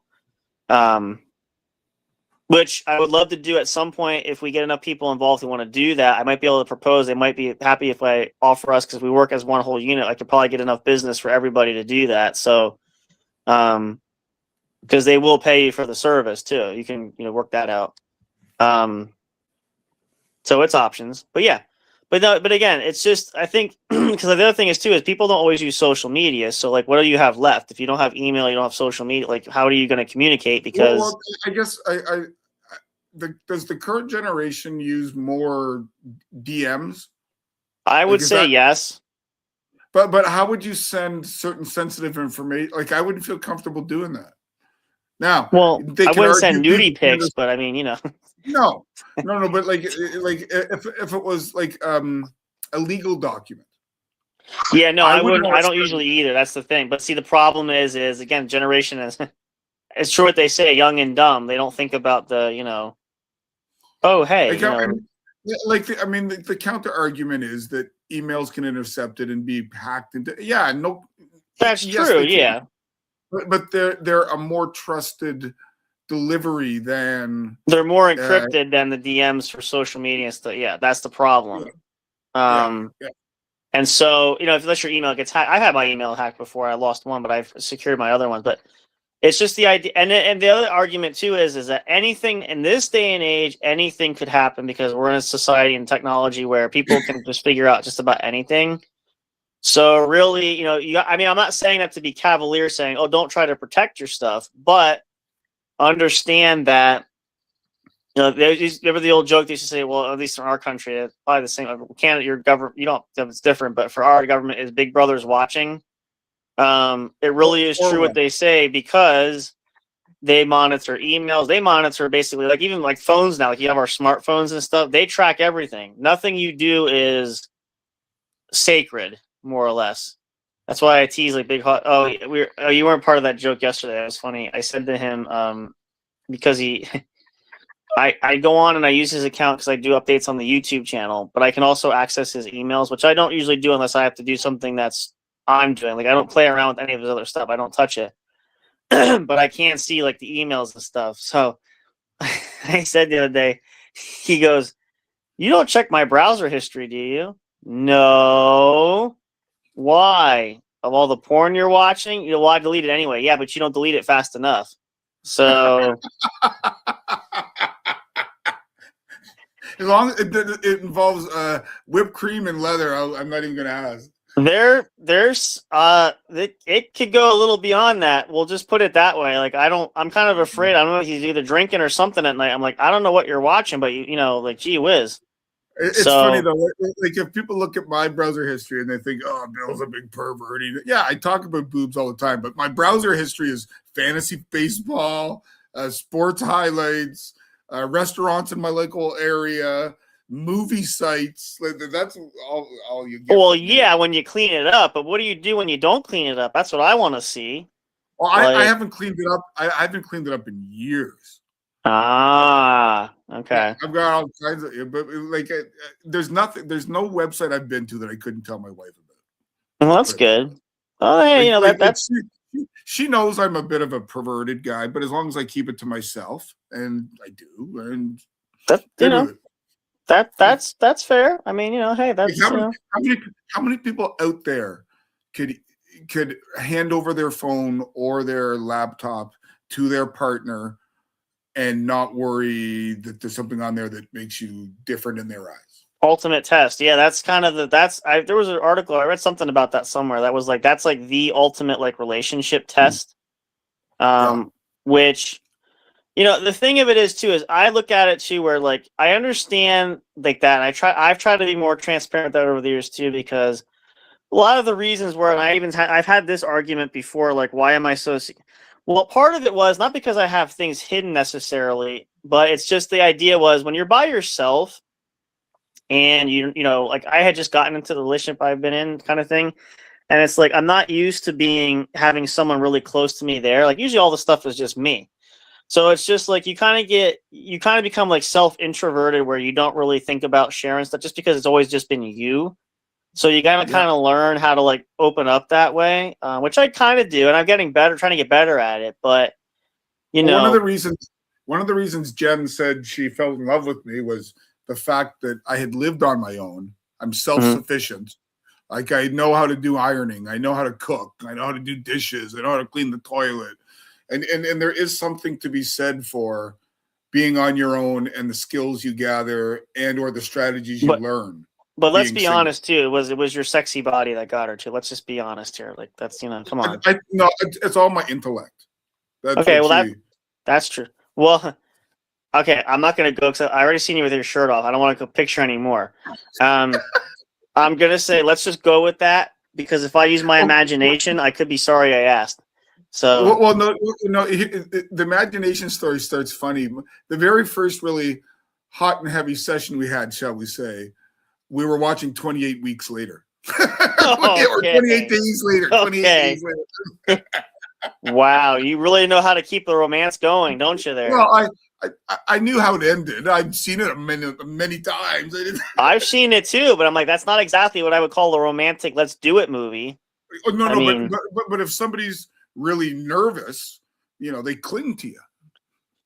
Oh, is that how you got her to do it? And you're like, let me help. Oh, here, honey, let me hold you. And by the way, let me make you feel better. Let me start unbuttoning my pants. Well, there's nothing wrong with a pelvic massage once in a while. Well, yeah, but I mean, like, when you, I don't know. It's just weird. I'm like, I know some movies. I know some mood-setting movies. I never think of the horror. That would be fun, though. I will say. I just haven't had that experience. But there's nothing like the romance of. I said what was it one time? Something said about like the idea of a romantic date night would be let's go go to the theater and let's get all hot and heavy and make out during the most bloodiest, goriest scene. Like I've seen it before, but the ambient instead of the romantic candlelit background, it's the blood and gore of like a Texas Chainsaw Massacre moment. But you're making out in the middle of the movie theater. So okay, here's the last question. Then we'll finish. Okay, what's the best time you've ever had? Like it could be the people you're with, could be the subject matter, could be what happened with your partner, whatever, at a movie theater. At a movie theater. Okay, well, technically, I haven't done much with the movie theater. Like it doesn't have to be sexual. It could be any kind of just your best experience. Well, that's the thing. Like, there's I'm trying to think of something more. Or a drive-in. Haven't been to one in many years. Let me think.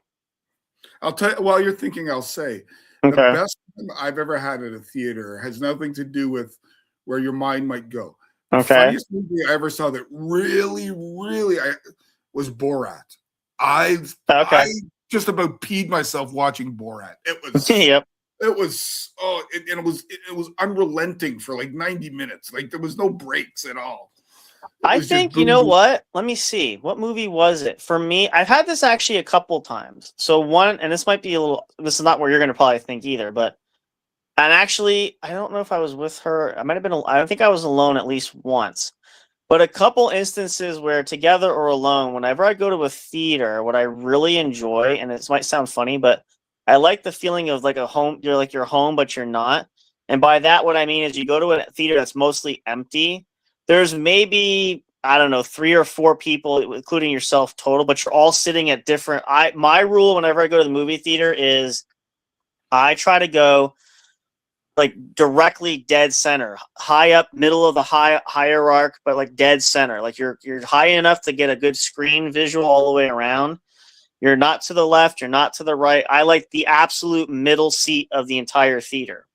Height to floor center ratio, all that stuff. And a couple times, some of the movie theaters I've been to, you can book your seats, and I would book them ahead of time. So, but I'm trying to think, what are the movies I saw that did that? The most recent one I think I saw was the Captain America, the Brave New World, the new one that was out last February. That was one. And actually, no, you know what? I'll top that even better. My best experience, and we got spoiled with this. This was during COVID, and the movie theaters, because of the social distancing, the movie theaters were closed. Nobody was out. We were locked down and everything. So they had a partnership with, I think it was HBO Max, and what they did was the movie theaters, for people that had a paying subscription, like to the streaming service, I think it was for the 3 months we were in lockdown. I know we used it every night. I said to her, we're going to watch this every night we can. They had a partnership with like Sony and all these other major, Paramount, all these other major movie company, whatever. Any new movies that were released in theaters would stream directly to the streaming service that you didn't have to pay for because you already had the subscription. Oh, okay. So, for instance, I know I forget what else we watched, but when like they did the Matrix Reloaded, when they did the last Matrix, the newest one with Keanu Reeves, I watched. That was actually the last one I watched before they ended that partnership. But I watched it directly at home. Like it was movie released, but watched it at home. So That was probably my best. I remember having to pay to have Ella at the time. She would have been 3 or 4. Trolls 2. Oh yeah, yep. I remember Trolls 2. I think some of them you did have to, but some, like if you had a premium, I think we had the premium. It was included, but only for a limited time, and then they obviously went back to because then we could go back out in public. But that was probably the best because obviously, what better thing? You get the actual. You don't pay much extra. You're also home, and because it's streaming, you can pause it, so I could go to the bathroom and not miss anything. So.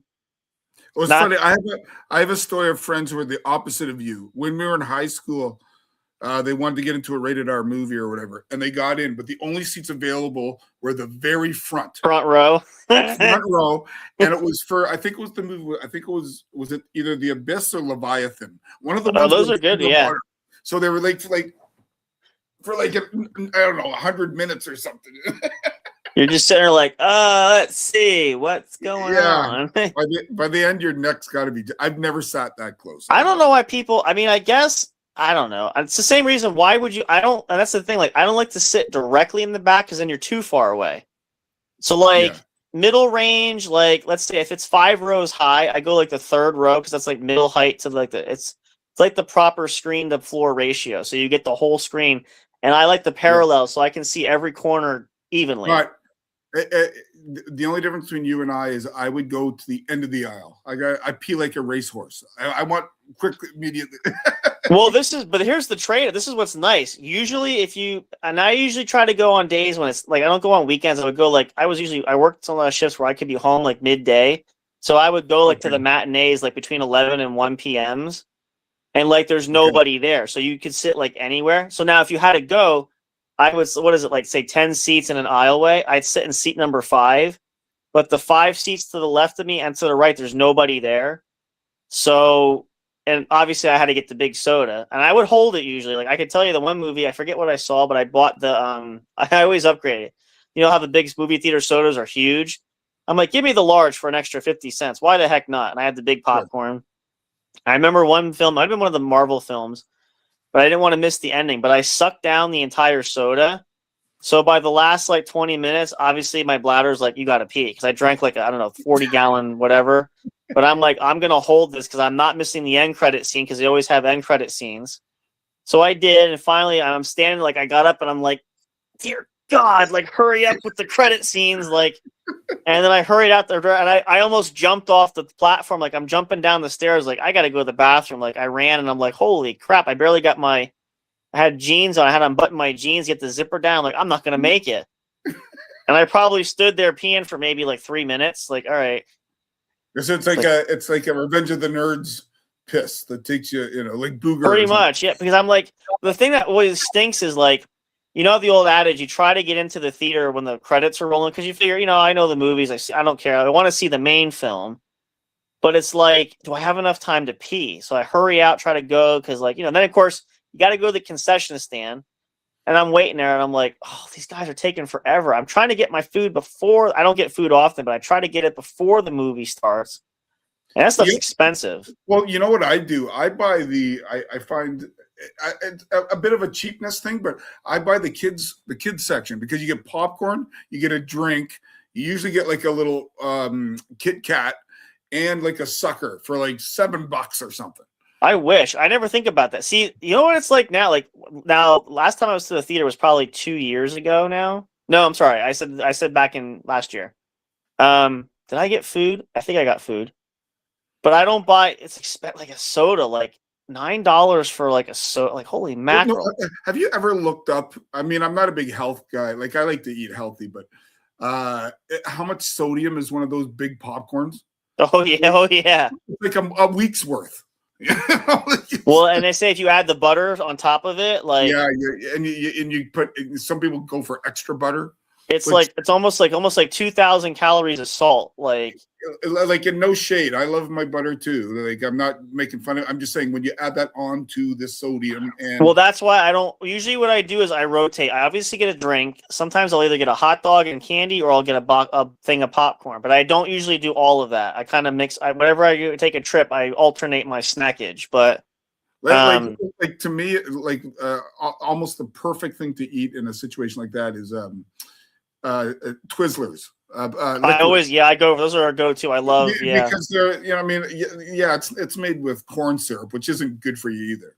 But it's not as sugary, I don't find, and it's not, and it's not as craveable. And that's actually my favorite combo. I think the last time I went, I got a soda, popcorn, and I got Twizzlers. I don't know. It's just the sweet and the salty, buttery thing. And again, I don't go to the theater every day, especially what the prices are now. So the last one I saw in theater was Terrifier 2. Okay, that's a while back now. Yeah, that's 3-4 years. Yeah. What have I seen? I went to see the only last horror film I went to see. I saw the new Halloween when it came out for 2018. But I'm always looking for something to see with Ella, but she's at that age where the cartoon ones aren't her thing, but she's not mature enough to understand the teenage stuff. She's right. Yeah, she's right in that mid gap of her. She's like that butterfly in the cocoon state. She hasn't really. Yeah, like her jam would be. I know she's not huge on them, but like, what's that, K-pop? Like that's the kind of, okay. Like I still don't understand it, but I get it. And I'm a heavy metal guy, and there's this whole, they call it baby metal, and I think it's Japan, Korea. I'm sure. They're trying to cater, but it's like it doesn't make sense. So it's like they're doing their own kind of thing. That's kind of, you think they're a pop star, but then they break into like a psychedelic something or other, and you're like, okay. Yeah, right. No, we'll try it when she gets to be maybe 14 or 15. Maybe start introducing more of the horror films. Maybe she'll start catching that bug, and she'll be old enough to. I keep telling her the very first time I heard her laugh and giggle, I had on Spotify, and I had her in my arms. We were dancing, and it was either the Grateful Dead or Judas Priest. It was one of the two. And so her lasting memory is, you got another thing coming, made you laugh. That's why I'm saying, like, now her biggest memories. So when she's of age that you think she's ready, like, you got to pick the perfect horror movie and make it memorable, where she goes in like, ooh. When she was quite young, I'm gonna say 2 to 3.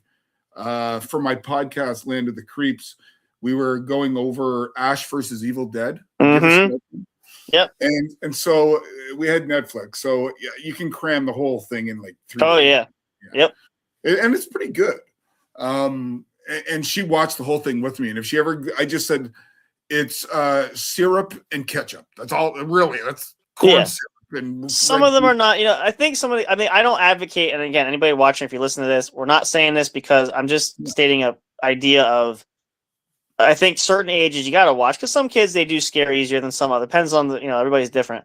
But when you look at like some of the, and even nowadays, like the newer films, like they do horror, some of the B movies, you can kind of see, like, as terrifying, quote unquote, as it could be, you kind of see some of the slip of the skirt thing. Like, you can see some of the things that are not scary. Like, you can see the effects that are not, you can kind of tell where it's make believe, not real, all that stuff. Like there's a video out there, and I'm sure there's multiple YouTube videos out there of Trauma. You've ever heard of the Trauma company? They did Toxic Avenger, and they've done the, Sergeant Kabuki Man, like some real popular low-end stuff. Mm-hmm. There's videos out there where they show how they make their blood. Yeah. And it's literally corn syrup dye and something so it doesn't affect your skin or whatever. Like the eye, like if it's ever like a smashing of the head, or like the eyeballs are gelatin, like it's not real brains, it's not real limbs. But here's freaky. For the Texas Chainsaw Massacre, for example, and for the Indiana Jones scene, those skeletons are real. Oh yeah, those. Yeah, I heard that. Yep. Mm-hmm. Because in 1974, up until the mid 80s, until they got the technology to do it, it was cheaper to use human bones than it was to get someone to fabricate a skeleton for you. And you know where they got most of those from, right? Was that like India or something like that? That too, but like from the morgues. Like the morgues would sell because they had like bodies left, like or people that maybe they had like John Doe's, people that weren't claimed. Yeah, homeless or whatever. And they want to get rid of them, so it's almost like when the colleges buy the cadaver, or they buy skeletons for like science, whatever. Yeah. I don't know if they still do that nowadays, but that was a thing at one time. If there's anybody watching that has seen the Texas Chainsaw Massacre, and you go into the house, especially the scene where they have their dinner, you can see the things hanging, the skeletons, and like there's chicken skeletons and there's snake skeletons. That's all legit. Yeah. That is all authentic. Yeah. Yep. And those like the other scene like that is in Poltergeist, the pool scene. mm-hmm.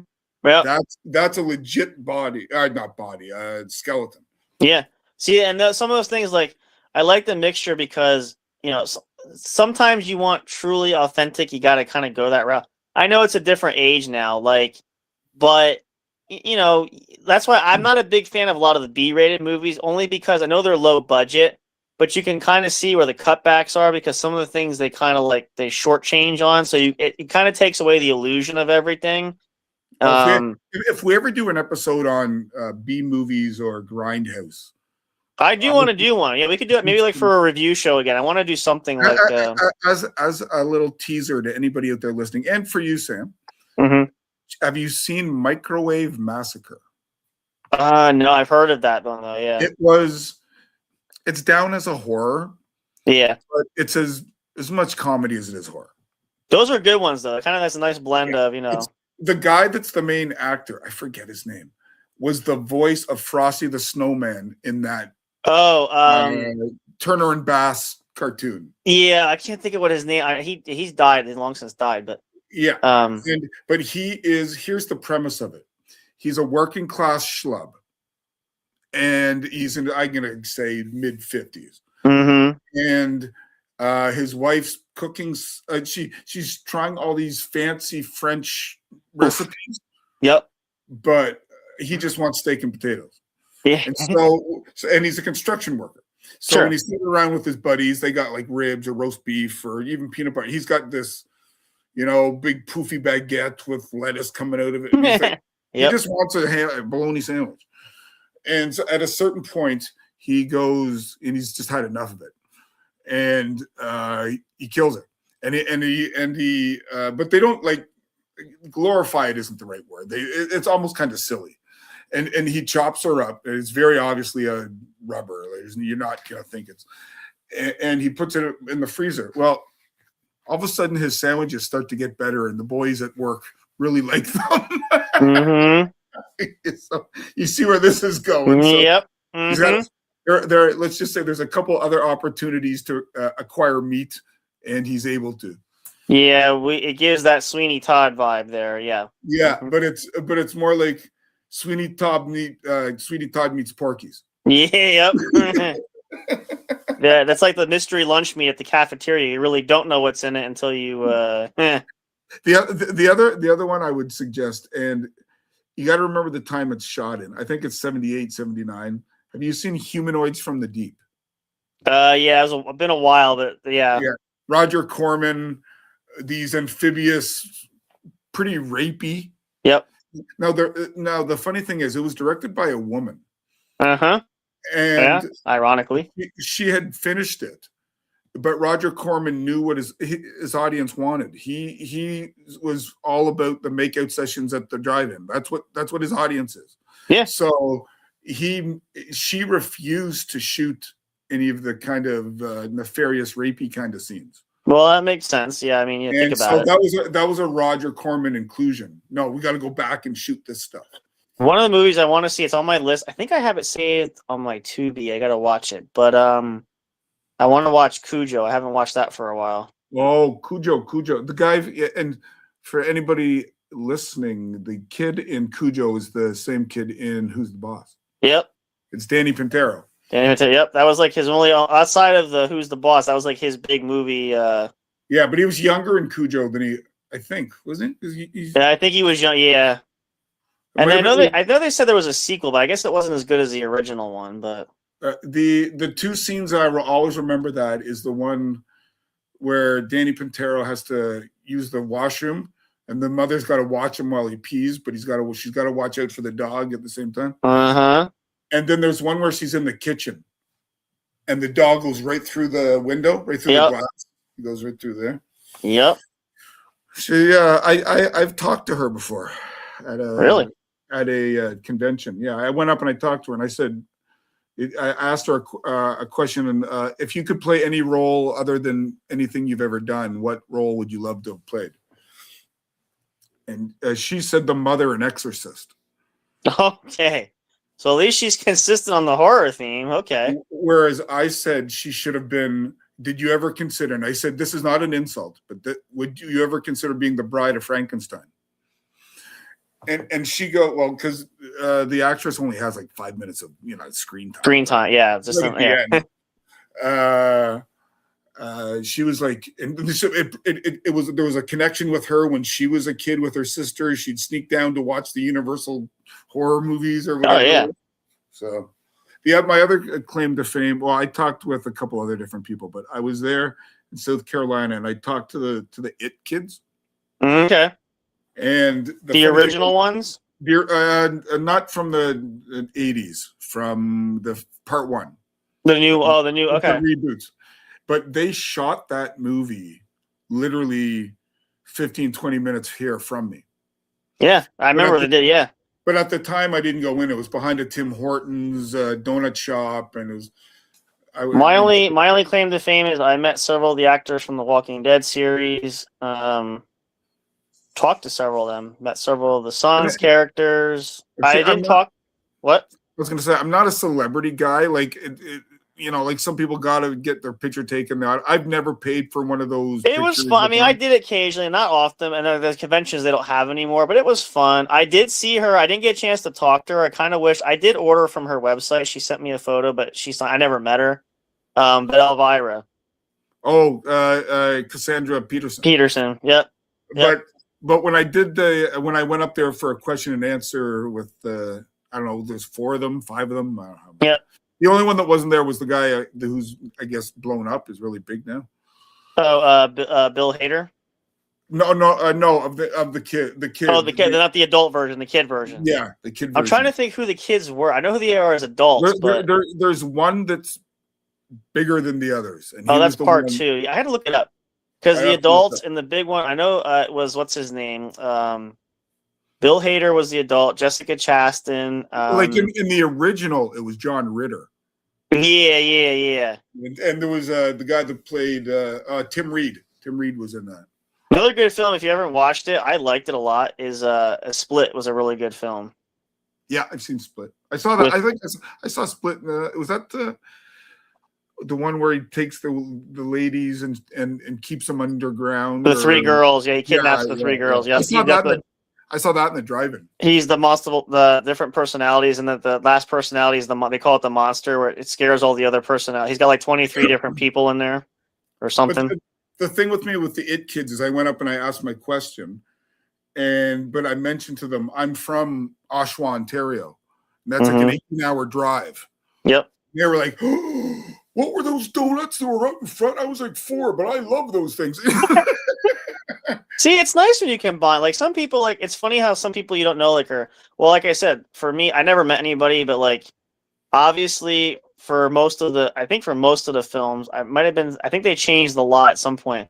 But the Friday the 13th, obviously Camp Crystal Lake is right near me here. It's probably about maybe half an hour or so away. Well, yeah, because people give their left nut to get up there, Yeah, but I mean, you don't realize like to me. Everybody's like, "Oh, the CN Tower, see it every day." Yeah. Niagara Falls to me is. Do I got to go to Niagara Falls? 2.5-hour drive. I got to deal with traffic. I got to get up in traffic. It's a whole thing. Yeah, I don't really feel like If I want to stay overnight in Niagara Falls, it's even like $300. That's good. Well, no, yeah, this is good. What we'll do is I'll talk to you. We'll do that for like a review. We'll do some more of the horror stuff. But I do want to cut into an episode of the sports show, so if you want to do that, we can do that too. Let me know for that. Like for my last podcast, I did a Western from the 1960s.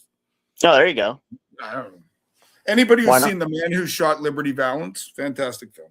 Oh, but also we did show this early, but since you're the last one here, we'll give you your spotlight. I did show the other photos, but in case Bill's talking about, there you go. If you want to hear more, that's the place to check out. There's nothing showing. Oh, you can't see it? Oh, I have your photo up for your podcast. Oh, it is not showing. Let me try again here. Oh, there we go. Yeah, okay, there we go. Yep. Well, music, movies, sports, and stuff is not that different from the conversation we're having here. other than it's cleaned up a bit. I'm not anti or prudish, or I mean, you can tell by my personality, but I do try to keep it friendly in terms of people can listen to it. Hey, what are you saying about me? Is that a shot? No. Okay. No, all I'm saying is I'm saying my personality is my personality, but I don't want to get demonetized. I'm just busting your balls. We don't want that either, but we're just trying to get. Hey, listen, if we get noticed, that's a step in the right direction. So it's true. Any publicity is good publicity. I mean, listen, think about like Jesse James and even Billy the Kid. You got to get notarized some way. If it's the bad kind of press, at least you get noticed. So I mean, good press, bad press, all press is press. That's good. So I have like 4 sections to each podcast. They're usually each about 20 minutes. I might do a countdown of some sort. I might do a review of something or other. It might be a headline that's popped up. You never know. You never know. You have no idea. I could talk about, scientific breakthroughs, or I could talk about petroleum jelly. Who knows what I'm talking about? Maybe even lube. I mean, I don't know. I'm just saying. Only if it's water-based. Okay. Fair enough. Well, if anybody watches, make sure you come in with questions. Make sure you comment during the show because Bill will answer those questions. So no, we're saving them for Big Haas. Okay, yeah, product tester. There you go. I just hope he wasn't offended by that because it was a genuine suggestion from me. No, I know. We're just he'll be fine. He'll go crawl in his little corner. But fine. I wonder if he would do it. I think it's got as long as we get enough supply. Well, and that's the thing. Like, see, like most of these things, like the idea is to generate the views, and it's just for fun. Because I noticed a lot of people. That's the trend. Like, I mean, I told them the other day, our view count has actually gone up tremendously, ironically. So the subscribers are going slowly, and we're gonna get back into a lot more stuff. And as we get other people involved doing stuff, I think we're all gonna grow for that. Because I even said to them, within the last what have we been doing this now? Like 5 months at least since everything started. We started doing that with Poe with the stuff. Our average, just the view count, our views have been up tremendously. Like we're only averaging maybe between 10 to 50 views. Is there any coincidence that the numbers have gone up vastly once I joined the network? I don't know. I mean, that's what's interesting because it was that, and then again with this. Oh, okay, maybe. I think it has zero to do other than maybe a few friends or family that have listened. Okay, well, I don't. I mean, listen, the way we're at now, I don't know if it's that or the people listening from Poe's show. I mean, that's why I say cross collabs are huge. But if we all get involved, like, because we aim to be engaging with the audience. Yeah.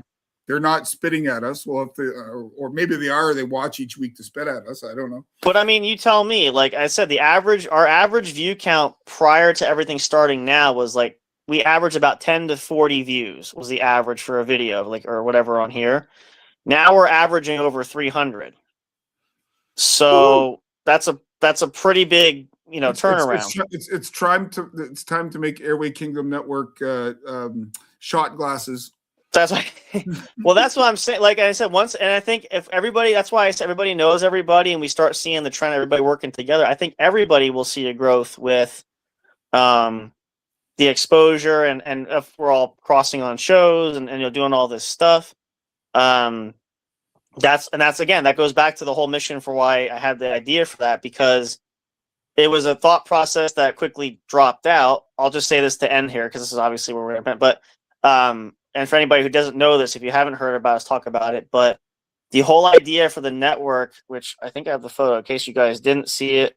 I like to use the more. Before you end, I would advise for a moment you show what I put out today. Oh yeah, we could do that. We'll put a little ad tip in the end.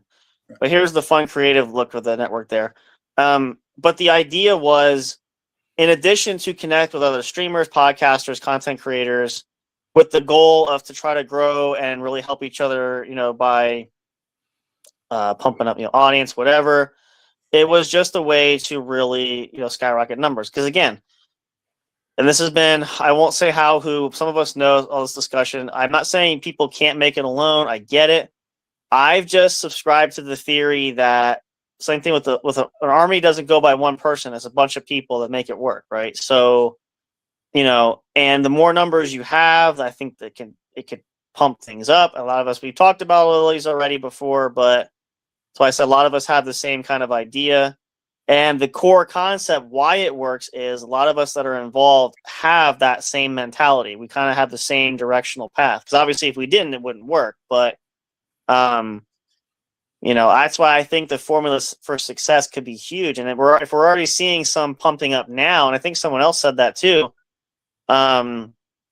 And again, we're just scratching the surface. So if we really buckle it down, and if there is anybody out there who legitimately either wants to begin a podcast or knows somebody who does, or you have an independent podcast, the door is always open for a conversation. We're not pressuring. There's no money. There is no contract. Nope. It's simply for the love of the podcast. Yep. And I mean, again, we hope to eventually make some money. And again, a lot of us want to do this regularly. So that could be a future endeavor, but we got to start somewhere. But in the beginning, you kind of start slow. Let me see if I have the one promo. Where's the other one?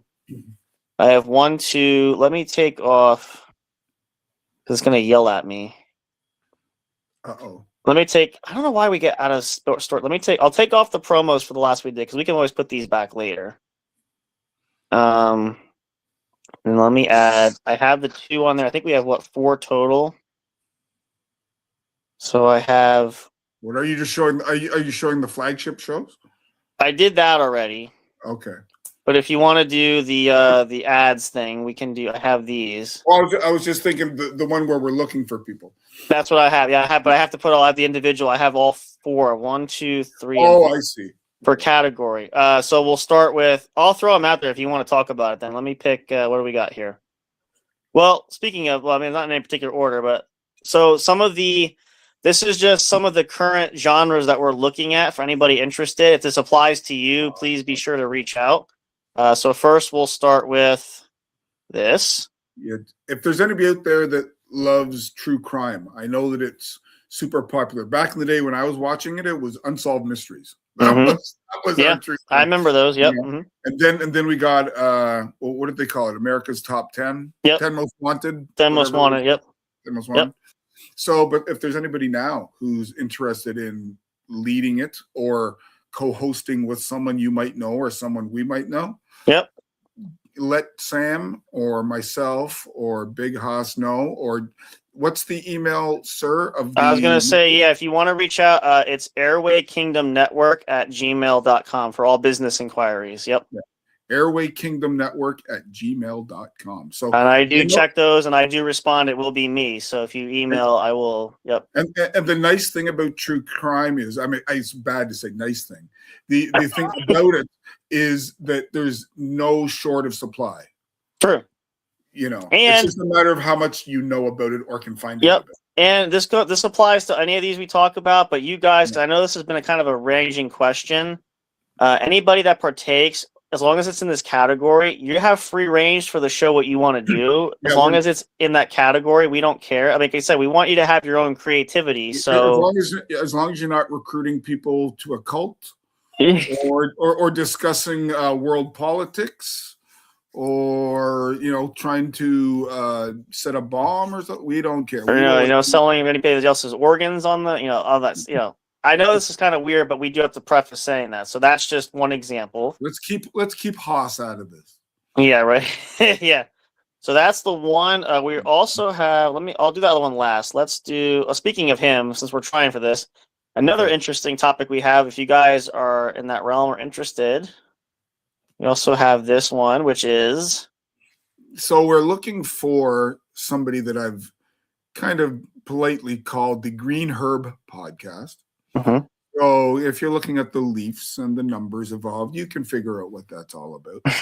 And if you have any experience, if you are perhaps in the clothing industry and you use hemp, or you attend those conventions, or if you're somebody who's either new to it and you want to explain your journey, or if you're someone who's inexperienced in that either way herb, you can do it yourself. You can do it with a partner. You could have a threesome if you wish. Now, you're consenting adults, so do as you wish. Anyways, we're looking for podcasters. So what is that email again, Mr. Sam? airwaykingdomnetwork@gmail.com. That's for all business inquiries. I will touch base. If you reach out, I will email you back. Yeah.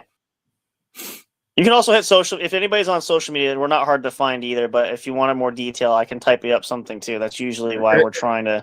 If you're doubting my enthusiasm for this podcast, listen in from an hour ago. Yeah. That's just one example. Oh well, talk about enthusiasm. So, and then we also have, speaking of more Bill's Alleyway, and this is one we're trying to plug also. This is one we're trying to get. We are looking for people to be a lead host who possibly could have a co-host in a podcast centered around hockey. Now, hockey, when you think of it, sometimes you might think of the NHL, and for obvious reasons. It has incredible fandom, and of the 4 major leagues, it's probably seen the most growth in the last 5 years. Yep. But there is also minor league hockey. You got your American Hockey League. You have your East Coast Hockey League. You've got your Southern, what's it called? Southern Professional Hockey League. And you also have, was it the United League? So yep. And so that's your lowest rung of professional hockey. But you also have junior. You have your OHL, Ontario Hockey League. You have your QMJHL, the Quebec, they call it now Quebec Maritime Junior Hockey League. It was always Quebec Major Junior. You have your WHL. And you now also have your NCAA hockey. Yeah. It's getting way more publicity than it ever has. Yep. I mean, I just watched today the Philadelphia Flyers beat the Pittsburgh Penguins, and Porter Martone came right out of his college and right into gotten 10 total goals or so. And the idea too, you're saying also we're looking for is I preferably you have a wide range of knowledge for different hockey. Yeah. Like I know there's a lot of people, like I'm near the Toronto market. I know 15 people that could do one about the Toronto Maple Leafs. But if you ask them the backup goalie for Nashville Predators, they wouldn't have a clue. So, you know, a broader grad. You don't have to be an expert or anything. Like I'm no expert. I've played it from the age of 6 to 16. I've watched it my entire life. It's part of my DNA.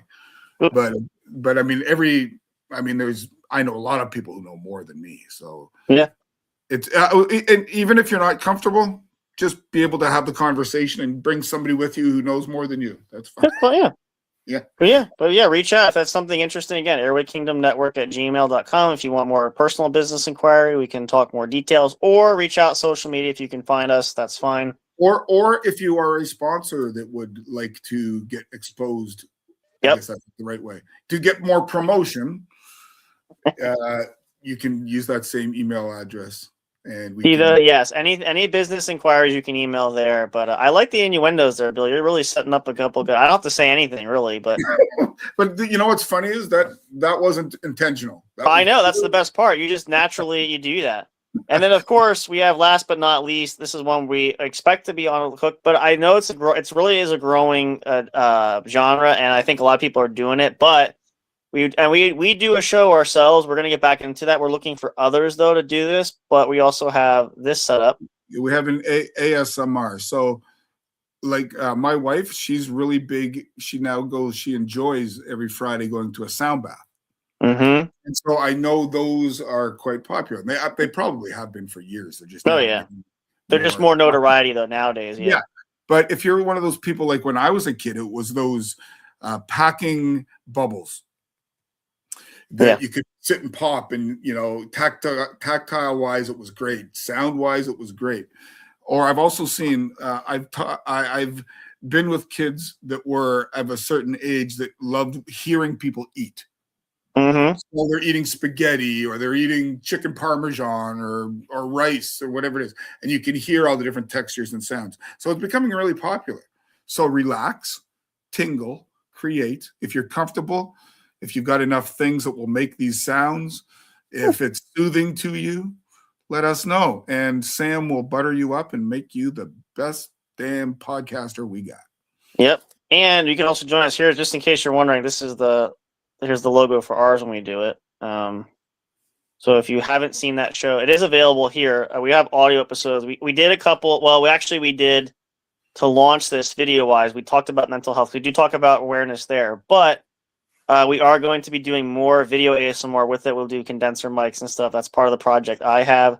I really enjoy ASMR. I use it a lot of times at night for sleep. So, and really this podcast was Big Hoss's idea for mental health. So we kind of split. It's mental health awareness, but it's also ASMR to help relax. But we're looking for others because we want to have a wide range of that. Because everybody creates differently, and ASMR is no different. Everybody has their own artistic style. Everybody kind of approaches it differently. So we know what we do, but we want to have someone else.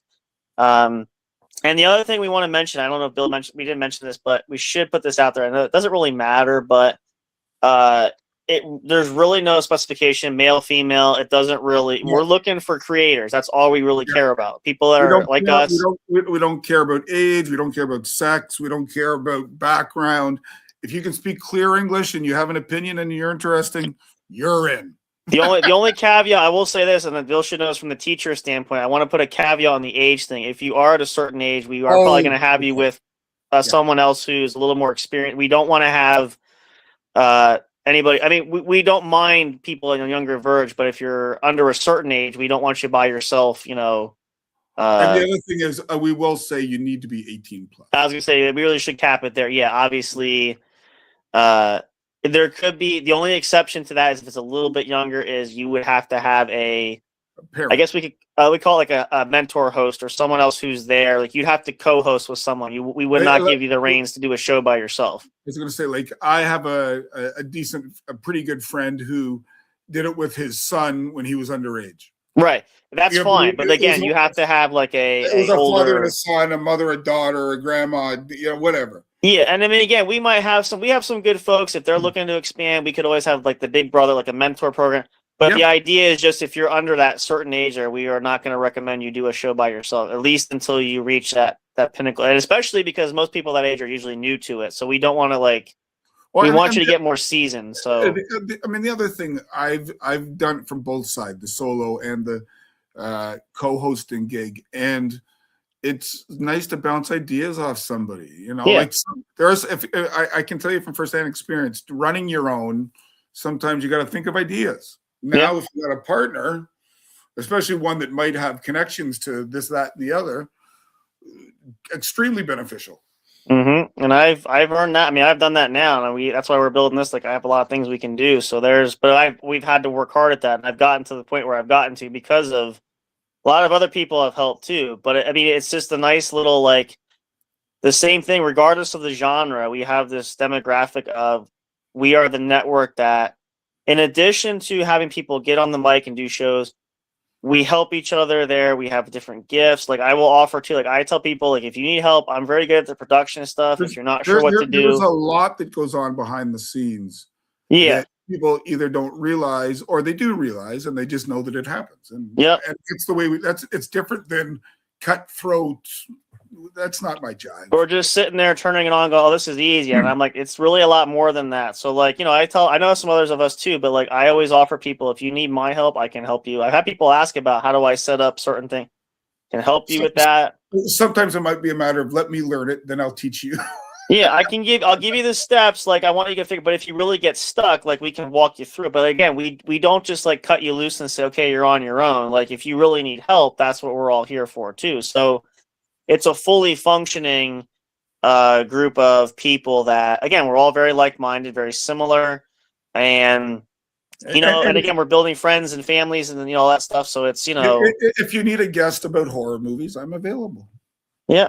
Not that he's eager, but he's available. So just say, I'm available for, I shouldn't probably say that word. Fun? I was going to say anything, but that could be. Or that could be misconstrued. Exactly. So I'll just say I'm available to help if you need co-hosting there or if you want to just appear or whatever. Yeah. I mean, I can always help co-host for an episode, but at a certain point you take the training wheels off and you got to run or I guess pedal. And that's the goal. That's another thing. We're trying to help, a lot of those that are newer, younger, we take all kinds of, and again, that's the thing. Experience doesn't really matter. If you don't let, I mean, yes, a lot of us have been doing this for a while, but don't let that be a discourager. We're too advanced for. I'll tell you from God's honest truth. You don't need necessarily experience in journalism or anything of that nature, but you do have to have a personality that isn't afraid to be out there. Exactly. So it's a personality. And I will tell you, and Bill can attest because we'll just share this briefly just to help encourage people. When I reached out, when we started building the network, and Bill actually was one of the first that we reached out to. The reason was I remember some of the posts that he shared, and I'm like, oh.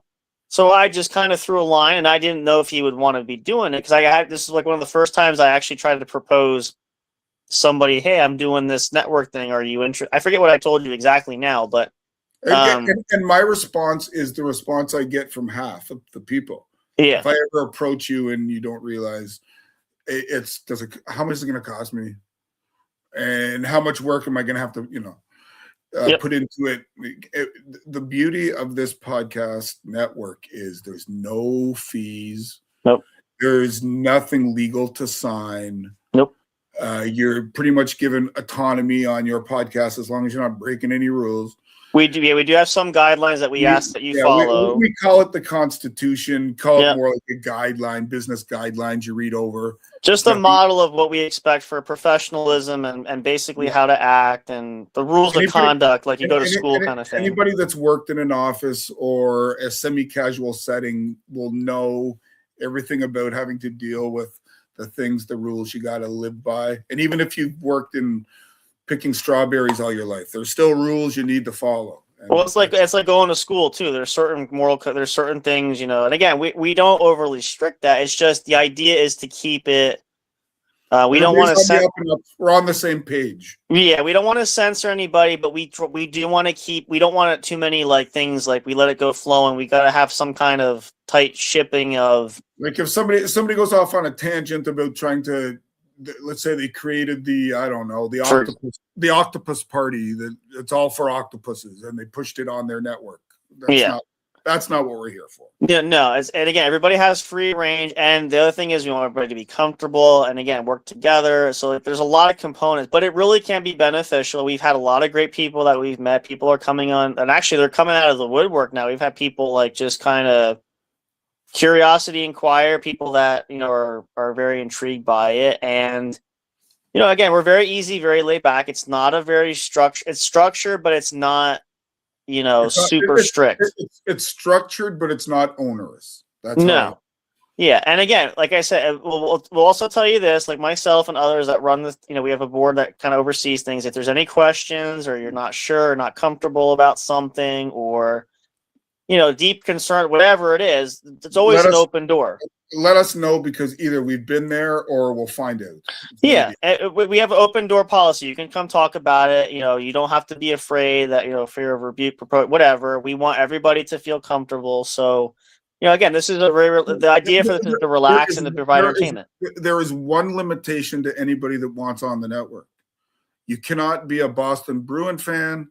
You cannot be a Chicago Bear fan. They are not allowed unless you bring more than 1,000 subscribers. Well, just for that, I'm going to go shop and see if I can make Bill's dreams come true there for that. I'm going to go see if I can sweet talk somebody of those. That's going to be both a Chicago Bears and a Boston Bruins fan. a Bruins Bears combination podcast. Just for the fun of it. So there you go. But yeah, no, that again, and that's the other thing, I was going to say, if we can't get somebody who can just talk about generic hockey, how are we going to find something that absurd? That's a fair point. You never know. I'm pretty persuasive. I can find a lot of people, so I have before. But that's a challenge. We like that. But you guys coming in. Yep. But you guys coming in. So think about it. Again, reach out. Airway Kingdom Network at gmail.com is for business inquiries. Reach out to us there. You can follow our socials. I have the link up. You guys can check that out. We have more content coming out, so stay tuned. Again, you can check out Bill's show. I showed you guys earlier. If you haven't seen that, if you don't, you can watch the rebroadcast, all the episodes of these shows. Movies, sports, and stuff. Yep, and we have all the other podcasts that we share. We got some more. We're working together to get it out. More details coming out. Schedule releases about to happen. So stay tuned for more. And what else is coming up? We might do a show possibly tomorrow. I'm not sure. I'm going to see what the day brings. I know Monday is going to be a fun day because I'm off. We might do that. But we'll keep you guys posted for more. Again, remember. You don't have a network meeting, do we? No, not yet. We're just gonna do just more content. We might do a small one, maybe. We'll see. I'm not sure. I got to see what's on. When I get done, I'm gonna see what's on the agenda. We'll talk about it. No worries. But for you guys at home, please remember, if you like this content, want to see more, please like and subscribe, and don't forget to click that notification bell. You want to be notified anytime new content is available. If you find us across any of us there, please make sure you like and follow us or across social media. We really appreciate that. You can get up to date on everything. Our link tree is there. The store is there, the studio store, merchandise. we got all kinds of stuff. We're going to be adding a whole bunch more, so stay tuned for more. But we want to thank you guys for tuning in, for watching. For all of us here at J&J Production Studios on Airway Kingdom Network, we're really glad, and we'll put up our little poster there. Thank you for watching, and we hope you'll come back soon, and stay tuned for more. For myself, for Big Hoss, for Taskmaster Bill, everybody Go else Habs, here. go Habs, go. What is that? I don't even know what you're saying.